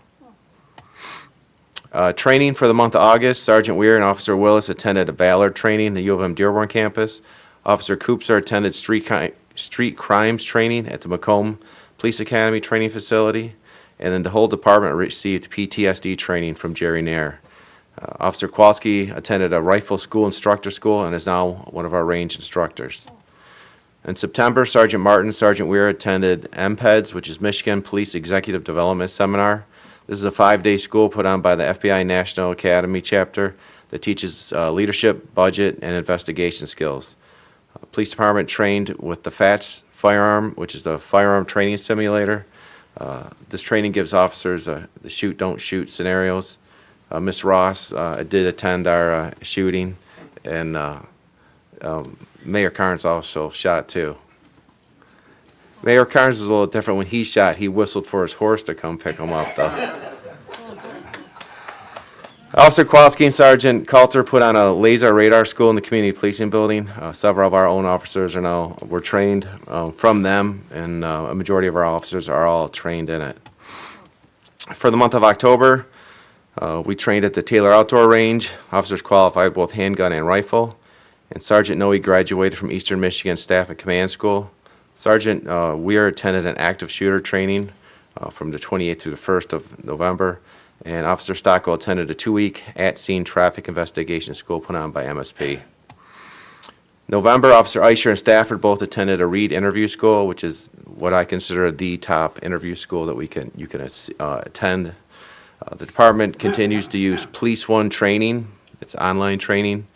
Officers are assigned classes to complete online. This has provided much-needed training and has saved the department on money and overtime transportation. And in 6 months, we've logged in 571 hours of training on that program. Community policing, the program has continued to strengthen our relationship between the community and the police department. Sergeant Mueller has been part of numerous community events over the past several months. In August, the 18th, we hosted our Cops Care picnic.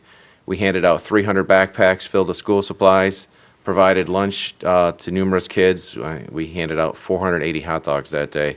Gave away 8 brand new bikes, a new iPad was raffled off, and officers played games with the kids all the way up until the time it started pouring on us. The 27th August, the department hosted our fall blood drive. The Red Cross stated that they had collected from 111 donors and were able to collect 91 units of blood, which will touch 273 patients. August 29th, the department's Citizens Academy started. It went through October 27th when the class graduated. This class introduced some of the daily duties that the police officers from Lincoln Park handle every day.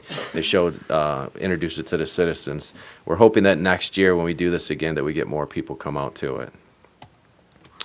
October 2nd, the police department hosted a coffee with the cop at the 1469 4th Street location. Citizens were provided coffee and treats from McDonald's and able to speak with officers about concerns and problems in their neighborhood.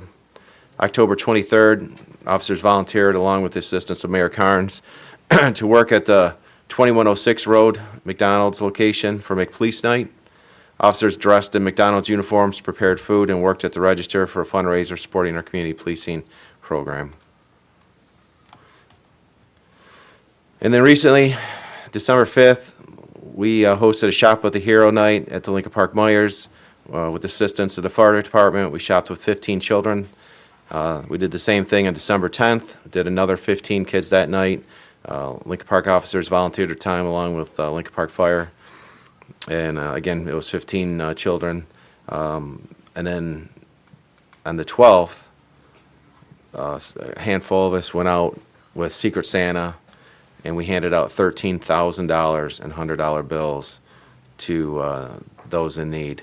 It was a really special, nice day that we were able to have with those to help people out. CompStat, we still continue to work with Dr. Martin from Wayne State University. The police departments continued to target those high crime areas within the city from our CompStat. Again, that's our city there.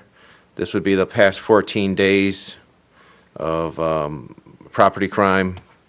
Our violent crime is up slightly, and I do mean slightly, up 2% from last year. Property crime is down 21%, and total major crime is down 17%. Part of the reason why our violent crime is up 2% is because a lot of domestic violence complaints are tied into that. Some of the council resolutions that you have passed, Sergeant Stocko attended the at-scene traffic school in August. You passed that. He's also gone to another school just a couple weeks ago, and he will now be part of our downriver crash investigation team. In September, you approved the purchase of 3 Toughbook computers. They've arrived. We're just waiting on the cars. You also approved the police department to join the SYNC group, which is where Brownstown, Flat Rock, Gibraltar, Groseal, Riverview, Rockwood, Trenton, Woodhaven are all currently. Our SUMIA group will now join with them. We anticipate that transfer right around the time of October, November of '20. And again, Sergeant Stocko went to the technical crash investigation school that was approved in October. And in November, you approved the purchase of 3 camera systems, SF Mobile Vision. They just arrived today. And we are still waiting on our 3 cars. We were told end of November. It looks like it's going to be probably closer to sometime in January, obviously, no, because the holidays. Moving forward, we are currently completing our holiday events. We're preparing for our Cops Care skate date on December 27th, so spread the word on that. And we will continue to explore avenues that will reduce crime and reduce the cost of the city. Thank you. Chief, the Sergeant Lyles is going to that training in Macomb County. Is that now replacing staff and command for you? No, Is it's that- just something additional that we can send officers to that is covered by our MCOS funding, and it doesn't interfere with time off with the other officers that are going. How many of your command staff have not gone to staff and command? Probably close to half now, only because we've had a little bit of a turnover and had some recent promotions. We'd be looking to do. Probably about 6, so we're looking to send 2. I'll be sending you a resolution, probably next council meeting, to send 2 more officers. It will start in February. They've been accepted, I just wait till they get accepted before I submit it to you. Oh, okay, I didn't Yeah. know if that was a change or not. Yeah. It's an addition, that's good. Yep. Questions for the chief? Yes, through the chair. Go ahead. One quick question. I had a couple conversations at a Myers and a Save-A-Lot in regards to the animal shelter. I don't know if there was discussion here, but on a Saturday, why couldn't they be open on a Saturday for adoption? Because, a lot of people cannot attend 1 through 4. Has that been discussed, or is it in the budget? Do you know? So if somebody wants to adopt a pet or wants to come in and set a time, we can always set times. But we set it up that way so that the weekends are pretty much clean and feeds. But if someone comes in, has to pick up a pet, or is interested in adopting a pet, if they make an appointment, we can make arrangements. Okay.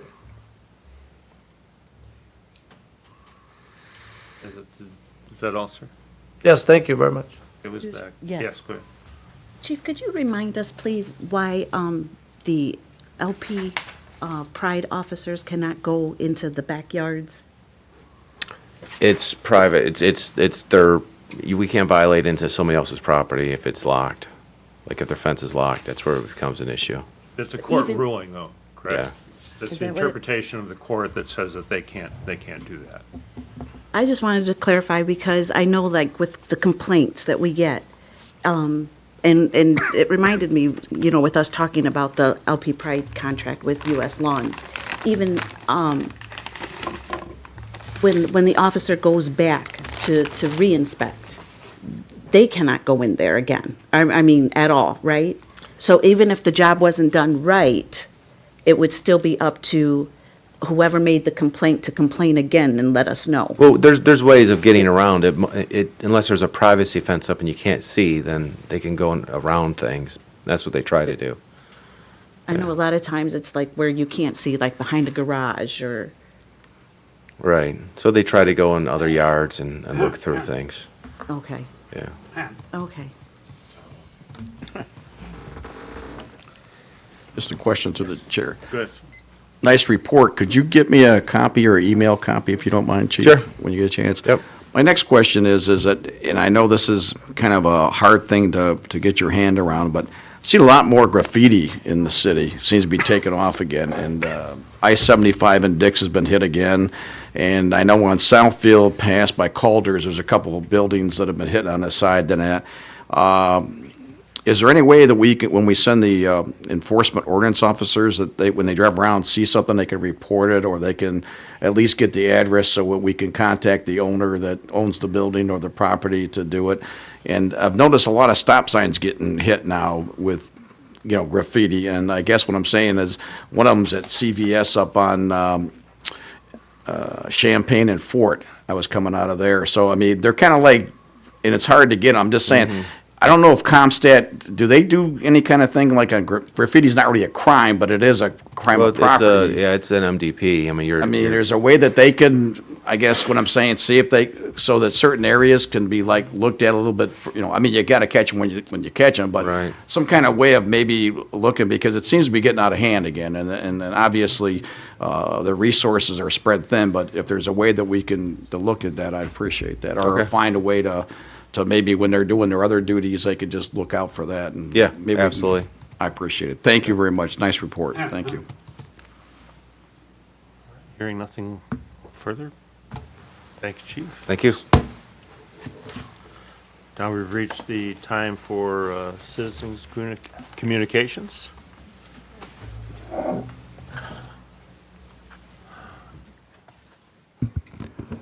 My name is Adu Shane, and I live in Lincoln Park.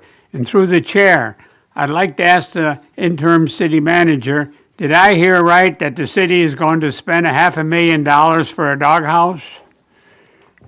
We have studied the problem, and we have not asked the council to approve an expenditure, but we have come up with a better solution for Phase 2 of the animal shelter, which would run in the neighborhood of $500,000.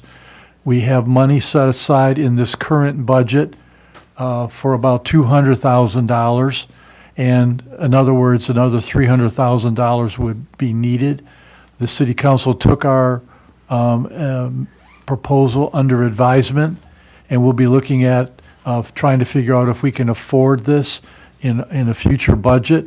We're also looking at trying to get grants to augment the $200,000 we have so that we could go forward with this down the road. But no decision has been made by the council yet because they're waiting for us to come back with some additional funding recommendations. Yeah, it seems that's a lot of money for the doghouse when we got so many potholes in the street and all that. And how many dogs will that place hold? Off the top of my head, sir, I don't remember exactly, but the drawings are in my office. If you give me your phone number or your email, I would be glad to email you the exact number, but it's in the neighborhood of about 36, as I recall. Do you have some thoughts on that, John or Ray? 36 or so? It's also 36? 36 dogs. It also would be a facility that would handle cats. Okay, I was just going to ask about the Yes, it cats, would. because that was brought up, I think, in Yes. the last meeting. Yes. Currently, we don't house cats, but this Phase 2 would take that into account and housing stray cats. Yeah, it seems the city has some dogs it can't get rid of. How long does the city keep these stray dogs? A month, 3 months, a year, or forever? Well, I know that they make every opportunity to get the animals adopted. It has been that it was the suggestion of the council or request of the council that the shelter be a non-kill, a no-kill shelter. And so every opportunity is made to adopt these dogs. There are some that have been there for 2-3 months as a process of this. They contact the different rescue groups that are in the area, and they do everything necessary to attempt to get them adopted or get them rescued. But Tonight, I think I heard it sounded like they had do away with 3 of them, I think I heard tonight. That's what the chief indicated was 3, and that's typically if they're very, very aggressive, and it's just about impossible to find someone that would adopt them. And they do it reluctantly, but they're in that, with that situation arises, they have to take steps. Because on They're TV, ill or they're dangerous, have bit several people, but does anybody know if other cities have a limit on how long they keep their stray animals? It varies, sir, from community to community. As the mayor pointed out, this city has a policy of, it's a non-kill or no-kill shelter, unless it's absolutely positively necessary because the animal is too ill to be adopted or it's too aggressive to be adopted. And it varies. Some communities euthanize pretty quickly. Others try their darndest not to have to. We're somewhere in that group that's trying very hard to adopt as many animals out as we can. Yeah, because you can't keep these animals forever, you know. Being next to Detroit, it's a good place to, people drop off their animals here.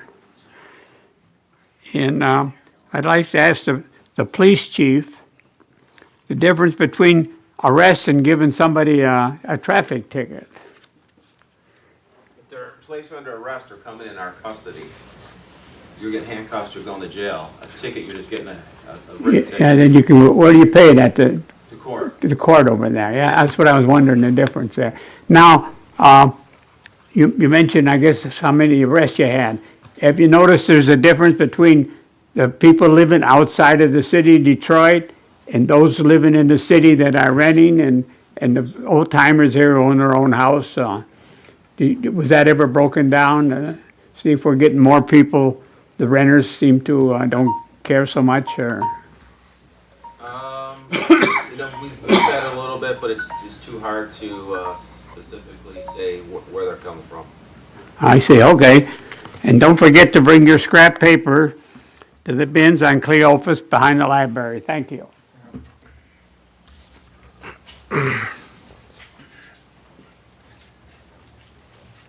Good evening, Mayor and Council. Clifford Eberts. Just want to wish everybody a Merry Christmas, a Happy New Year. The effort to decorate the council chambers was a volunteer effort, which leads me to remind everybody that there are many opportunities to volunteer at different events that the city puts on. You can always contact Chris Gardzinski or Councilman Higgins, or check the city's website, find out what you can do for Hands of the City, get actively involved in all the events, the Memorial Day Parade, the penny drop, and other things. Also, when you're out this holiday season, look for your Salvation Army, police officers, and other people out with newspapers for the Good Fellows. If you don't see them, you can always contact the organizations and give donations. Also, Lincoln Park has a lot of nice local businesses. I would encourage, instead of the big box stores, to shop local, support your city, and keep your trade and commerce within your city. We have a lot to offer, so shop local and be proud of the city you live in. And that's all I have tonight. Thank you.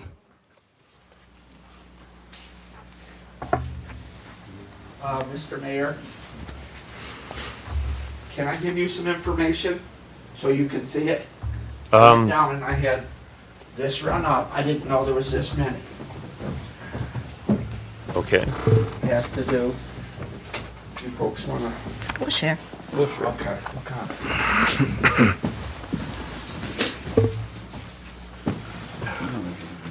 Here, I'll pass it. What you're looking at is a water bill. My normal water bill is $60.04. I have no trouble with that. I've had Bruce out to my house 2 times this week. One time, on the last time, I recorded him on my phone, and I turned around and I put it on the stick. Now, on Monday morning, I went to my attorney's, and she saw what you got right there. And she thought the bill was atrocious, considering my regular bill is just $60.04.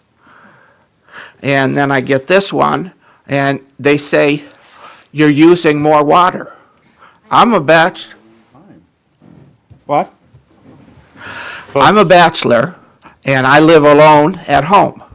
I actually checked, I did what my daughter said, wrote down everything when I was using water. And the list is short. But I'm a bachelor, I'm home alone. And I can't see where they think I used $827.69. I believe that's what it says on there. I can understand paying $63.04 like I normally do, but with them thinking I used X amount of water, I don't. I mean, the difference between that number and what I normally pay is $764.65. And I kind of went around and around with water and sewer, and I still don't buy what they're saying as far as what that bill is. Take this the right way. I'd put that bill through a shredder because something was wrong. I actually went down in the basement, and I've taken pictures of the meter, just out of curiosity's sake. And meter, well, at one point, yeah, it showed the faucet, and it was, he said, that's when it's dripping. And I took the last few, over the last, I'd say day and a half, 2 days, I took pictures with my phone. It's not dripping, but the whole thing is, I'm a bachelor. I live alone. For them to say I use that much water, I'm sorry. I can't go along with it. Well, sir, there are many things that cause that type of bill, and it happens, a toilet running or some other type. No, he checked that. I got the tub fixed, which he... Ladies and gentlemen, I'm going to ask that only the person at the rostrum to speak. We can't have everybody in the audience talking at the same time. And I had a plumber come in. He fixed the tub. There was a little faster drip than normal. He came in and he put some new rubber washers. And then Friday before, he went down because I didn't have hot water in the kitchen, which surprised me. They had a nut get cracked, so I couldn't open it. But the plumber was there for that. But considering all that's been going on in my house, I'm sorry, I find it very hard for anybody to believe, being a bachelor, that I've used as much water as they're saying. I mean, I'm going to come down Wednesday, and I'm going to pay $63.04. But to pay that amount that they're asking for, I disagree. Have you met with our city manager at all? I guess not, but the whole thing is, Okay, I but can't use... Before you take any drastic step, then I would say that you would meet with Mr. Zach at the end of the meeting here and find a time that's going to be convenient for the both of you to sit down and discuss with possibilities. I do know that there have been circumstances where people have had leaks in their bathtub or something, and it amounts to a great deal of money that they're very surprised of, whether they're married or unmarried. Okay, so, but I would suggest that at the end of the meeting, make arrangements to meet with Mr. Zach, and we'll go there. And then if that's how you choose to proceed, then that's how you choose. But give him a time to work out through. Who is Mr. Zach? Mr. Zach is right here. Right there? Our city manager, right? Okay. I looked at, it said Edward Thing Attorney. And, Okay, that's the guy that's supposed to be there in the middle, but Okay. it's right here. all right. Thank you. All right, sir.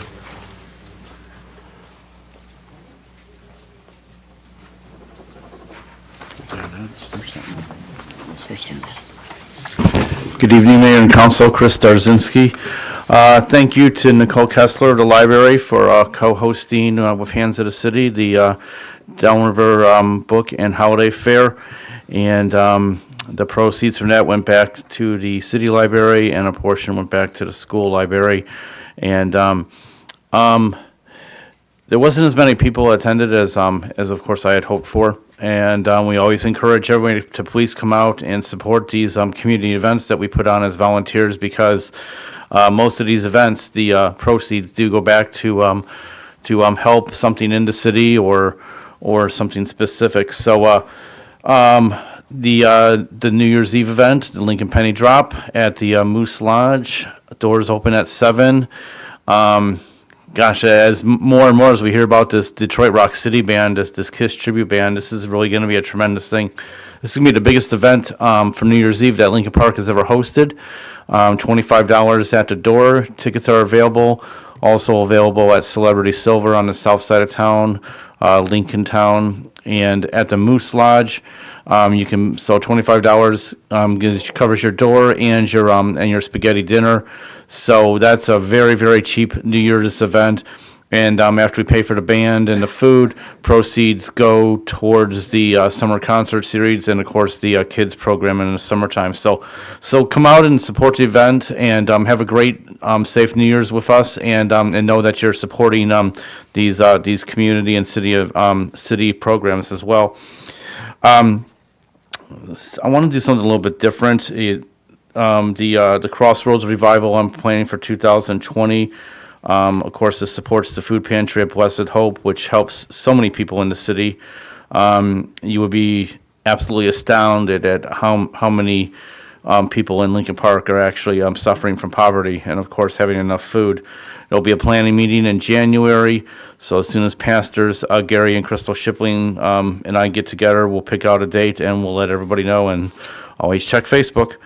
Over the last couple of months, I've probably dealt with more hourly city employees than I ever have in the almost 20 years I've lived in the city, and we always hear from the department heads, so we know who they are, and I've probably dealt with 8 or 9 hourly employees in 3 or 4 different departments. They're professional. They look up stuff. They tell me things that I had no idea, and that I'm glad that they informed me on. Our new administrative assistant in the city management office, Ashley, I don't know her last name, unfortunately. Her phone manners are exceptional. I work in international trade, and I talk to people from around the world. So. From CEOs to clerks, and so phone etiquette and phone manners is extremely important, and that young lady makes this city shine. So to the hourly employees of the city, I wish every one of you truly the most Merry Christmas for your families, and deep blessings for a joyous New Year. And especially that young lady, Ashley, she makes this city shine, and I'm very grateful for things like that. Thank you.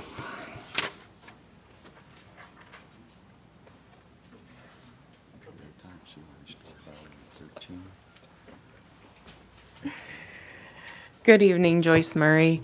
I have a list, so if you see me looking down, I'm just checking my list twice. First of all, that's all right. I wanted to send my condolences to Sue, the reporter. I butcher her last name every time, so I'm not even going to try it. She recently had a death in the family over the past week or two, so I want to send my condolences to her and her family. Number 2, kind of goes 2 and 3 together.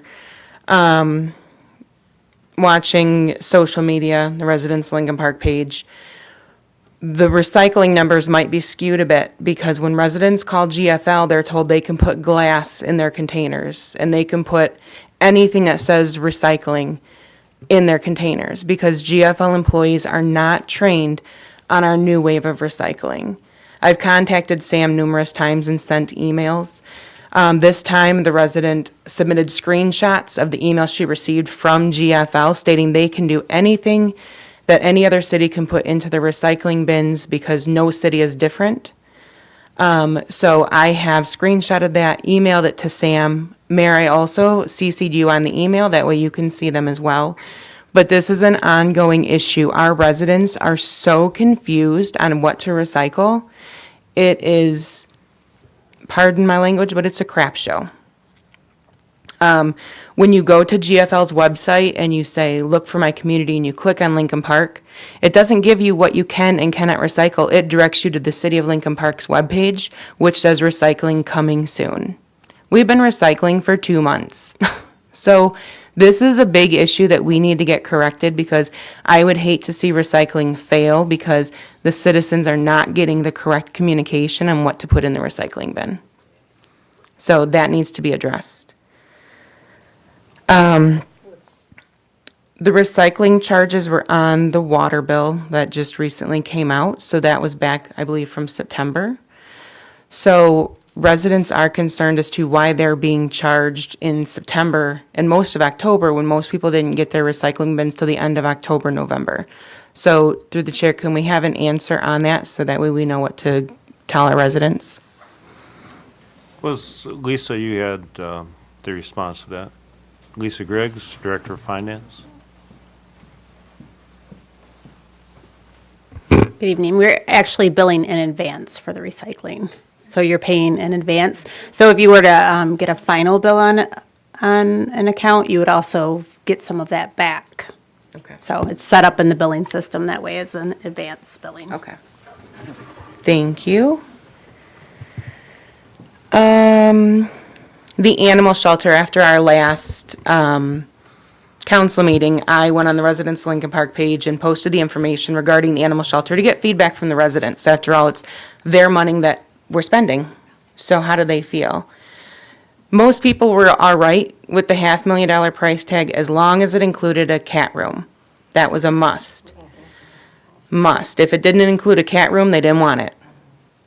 So alternative options that people had suggested were, we have so many abandoned buildings in the city. Do we own an abandoned building that we could just rehab to house dogs and cats rather than building a whole new structure? I don't know if that goes with the state guidelines or not, or if that's something we looked into, but that could be an alternative. It would, number one, get rid of an empty building. Number two, provide shelter for those animals. I'm not sure if that's an option, but I just wanted to throw it out there. In the last week, I've witnessed 3 residents blowing leaves into the street. And you can tell the residents that do it because there's a nice big pile lining the curb. Not only does this damage our sewer systems, it's not something that we do, but also there's been news stories over the past 2 years that I've read. Kids see these huge leaf piles, no matter where it is, they hide in the leaves because they want to scare somebody, and a car runs them over. Not only does it damage our sewers, but it's dangerous. So please do not do that. I wanted to say thank you to the DPS, the police, the fire, and city employees, because we always hear the negative. You get a lot of the yelling and the screaming because people aren't happy, and I recognize that because I work in customer service. So I wanted to say thank you to all of you guys, because you guys do the best that you can do with what you have in the time that you have. So thank you, and Merry Christmas to everybody, and Happy New Year.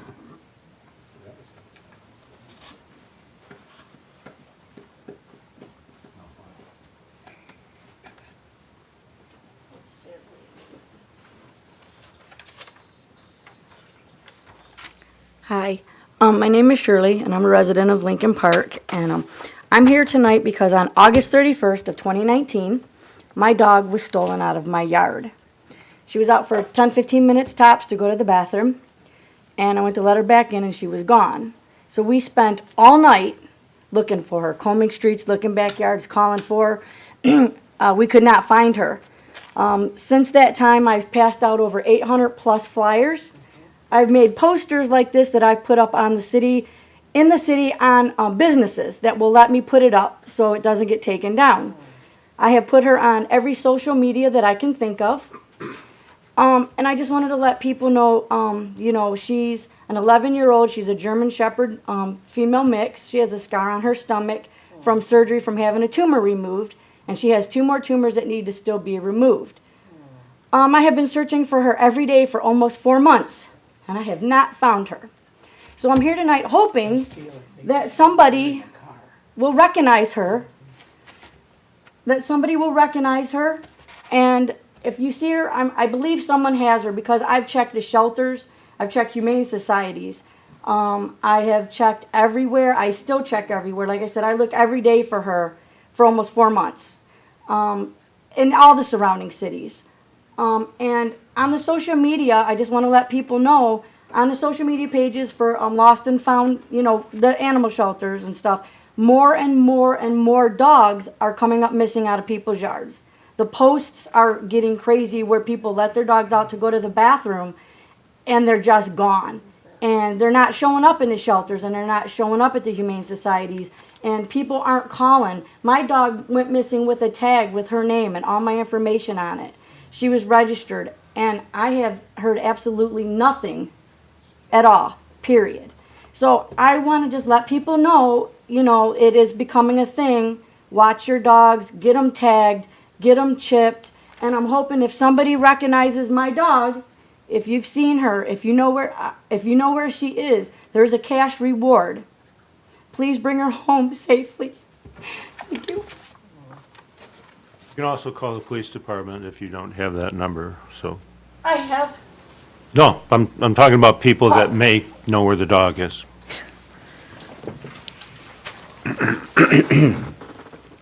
Sean Stansberry. Well, last week when I left off, that's where I was going to start at, and I talked to Shirley today, and I'm glad she came in. Her phone number is 313-505-1285. Like she said, there's a reward if she's returned safely, and I know how it is with animals. I hope someone sees this, and this happened before. I came up here a year and a half ago. Same thing happened. Someone took her dog. I came up here. Someone seen it. Someone on the meeting was watching. They said, I think that's someone's dog that lives by me, and contacted her, and she went out. She had to get the police there to prove it was her dog, and she ended up getting her dog back. So hopefully someone sees it, and I think someone's got it in Lincoln Park. I don't think it's anywhere else. So, Mayor, we still have a 5-minute rule, correct, for citizen communication? That is correct. Everybody that comes up here, you put your timer going, correct? Pretty close to it. And that was tonight as well? There are times when that can be extended or not. All right. Last meeting, I asked about support on a resolution for 2 extra minutes on citizen communication. I emailed all council members 2 days after the meeting and got a prompt response from Councilman Higgins right away, followed by Councilwoman Ross, Councilman Kelsey, and then Councilman Salcido.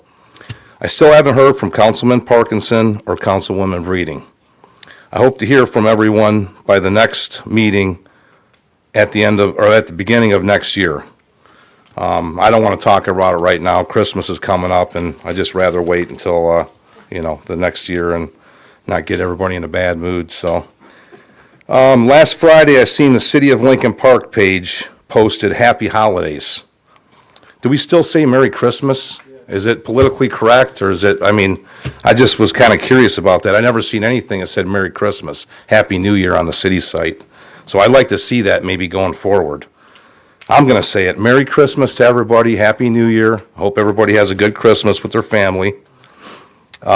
Speaking of New Year's, and I've talked about this before, all gun owners should not discharge a firearm in the air on New Year's. People can be killed or maimed, so please think twice. Don't do that. It's very, very stupid. If you have a firearm, you want to discharge it, go to the range. Don't put it up in the air and shoot. That's very dumb. It's been getting better, though. When I first moved here a while ago, it was real bad, so. One of the last things, I'd like to welcome Chris Tarzinski to the city's business district with his store, Lincoln Town. I hope that you are very successful in your endeavor there. I hope you draw a lot of other people into the city for small businesses, especially on that business end. So hopefully that'll catch on and people will start spending money, getting, businesses going, and that's going to attract a lot more people, especially on that part of the town. So I'm hoping that that works out for you, Chris. That's a big investment, I know that, so. And I'll say it again, Chris is the hardest working Lincoln Parker that I know in this city. I don't think there's anybody that does as much work in everything that he does. So thanks, Chris. We appreciate it. And if you need any help, I'm a phone call away, you know that. I'll come and help you on anything, and I have before. One thing I want to get real quick I hit on is Mr. Zeck talked about less trash, rubbish being put in the landfill. It was 1,300 pounds per month instead of 1,500. I know city manager before we had Matt Koppler talked about this a long time ago, and everybody was raving about, well, if we get recycling, then we're going to save money on our rubbish. So if we're putting less rubbish in the landfill, through the chair, Mr. Zeck, are we going to see a decrease on our rubbish, on our bill because of that then, or what? If we're putting less trash in the landfill, that will be reflected in the bills to us, and that's the kind of thing that will to be discussed with the city council. Sure, when the budget's prepared. Okay. And like I said, one last thing, like I said, again, with Chaos the dog, if anybody knows, if they think that's the dog, she's going to leave flyers here. You can contact the police department, and I'm sure she's going to leave some with them. So hopefully she can get that dog back before Christmas. Thank you. Through the chair. Sean, Yes. I don't text. You know that. Yeah. So if you want to talk to me, call me. Okay, I will. All right, thank you.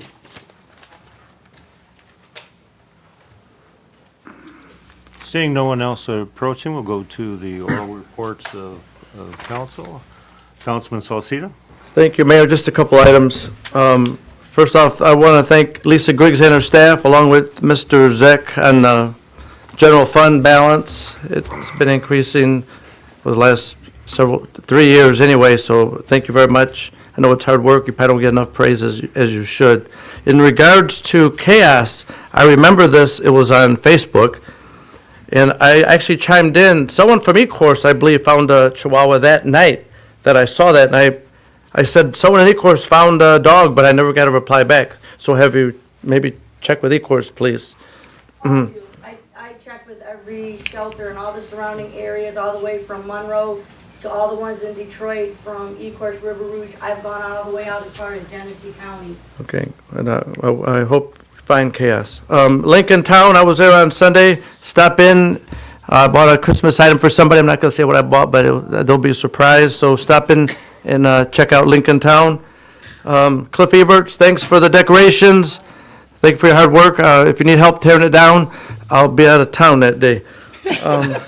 In regards to the 5-minute talking rule, I went on Google. I found some spare time at work. Don't tell my boss, but most of the times from Georgia to Maine, Ohio, some small towns in Lincoln Park, they allow citizens 3 to 5 minutes. I did not see one past 5 minutes. So, and I did respond to your email. I will research more to see if they allow more, and like Mayor said, if it goes over 5 minutes, he may allow that time too. So I was checking on that. And Merry Christmas, Feliz Navidad, and whatever you celebrate, be safe this holiday season. Thank you. Thank you, sir. Councilwoman Ross, I'm sorry. Thank you, Your Honor. I want to wish Ryan Kerr much success in his new position. But thank you very much for everything that you've done for us. And I want to say thank you, too, because when I got elected and was going to the DPS subcommittees, you answered a lot of questions for me, and still do. So I really appreciate that. Wish you much success.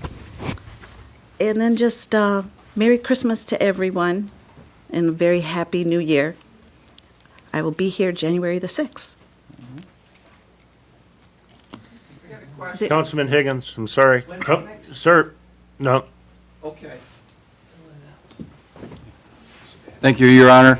I have bad news for everybody. The city of Detroit has had to cancel their New Year's Eve celebration. But I have good news. We still have tickets for the penny drop at the Lincoln Park Moose. that there will be a full meal and the best KISS tribute band in the country, according to Gene Simmons, by the way. So please come out and have a good time. I'd like to thank everybody who was involved with the book fair. Where we did not have the crowd that we wanted, I want everybody to know that the crowd was up 80% from last year. So we are going in the right direction. And again, thank for everybody who was there and everybody who contributed. Also, on that same day, the museum had an open house, which was really nice, and I'd like to congratulate them on their open house and remind everybody what a gem the museum is in our little town. The history that they have, and they can tell you things that have happened in this city that you just don't know about, from the creek being moved at one time, to various, many other things that have happened in our city over time. Please take the time, go find out. Fantasyland, again, I'd like to remind everybody, another gem in our city. It just wouldn't be Christmas without going through Fantasyland at least once. Ryan, thank you for all you've done for our city. Very much appreciated. And thank you to all our department heads who are here, and Merry Christmas to all. Thank you. Thanks, sir. Councilman Kelsey. Thank you. Ryan, I'd be remiss without saying I'll miss you. I missed the DPS meeting, so hopefully Jim Hollingsworth behind you, he's going to be the replacement, because we like to see him too. But I too would like to wish everybody Merry Christmas, Happy New Year, to everybody in the city, residents, workers, everybody that's done a lot to make this city where it's at. And my one wish for the new year is that people are a little bit more civil to them. It seems like in this day and age, we forget that we're all on the same page, just different viewpoints. And unfortunately, it gets really divided real quick and people start getting excited. There's no reason to get excited. I mean, just have your say, everybody has an opinion, and go on down the road, because, this city has got a lot of diversity to it. We have a lot of opinions, but when it all comes to go the way it's supposed to, everybody pulls together. And with that, I'll end. Thank you, Mayor. Thanks, sir. Councilman Parkinson. Thank you. I would like to echo it. Merry Christmas. Nice job, Cliff. The Christmas decorations are nice. Happy New Year. John, I wish I'd be available to watch the water main repair. I think it'd be very educational. I worked in the water department for a lot of years. I never did work on a 24-inch main, so that would be interesting. I, too, have been talked to about the shelter having Saturday hours for adoption, because there's people that work till 4 or 5 all week. And if they try to take a day off to go adopt a dog, they might as well go buy one. It'd be cheaper to go buy one than it would to be take a day off, so I think it would be nice if they scheduled hours on Saturday. If they're there cleaning and stuff, then they should have a walk-in policy. The 5-minute rule, not only is it all other areas in the country, I remember back when we didn't have that, when I was on council in '97, I wouldn't get out there till midnight, 1 o'clock in the morning, because the same people would sit there every night and talk and talk and talk and talk. So that rule was put in place for a reason, because I'm glad to go home early now. Ryan, I'm sorry to see you leave. I might as well shut down the city, I guess. But I think Jim will fill in for you. So, that's all I have. Thank you. Thank you, sir. Ryan, you've done a nice job for us. And just, leave it at that. We wish you the best of success wherever you may go. But I'm sure that you'll do fine. So we're not worried about that. And we'll have every time a door closes, a door opens. So somebody will be coming to replace you. Maybe better, maybe worse. Who knows? We have a lot of employees in our town that work throughout the year, and they do a fabulous job for us. I want to, from all of us up on the dais here, to wish the merriest of Christmas to them and to all their families. There are a good portion of these folks that will be working through the holidays. We appreciate their efforts. Not saying it's going to snow, you never know. The police and fire departments are always 24/7, they're out there working, as well as the DPS have to respond to that. We appreciate them giving of their time during the holidays so we can enjoy ours. And from all of us up here, Merry Christmas to everyone watching, and Happy New Year. And we'll see you next year, I guess. And I'll entertain a motion to adjourn. So moved. Support. Clerk call the roll. Councilperson Salcido? Yes. Parkinson? Yes. Higgins? Yes. Kelsey? Yes. Ross? Yes. And Mayor Carnes? Yes. Sir, Chief, you I had a want- question?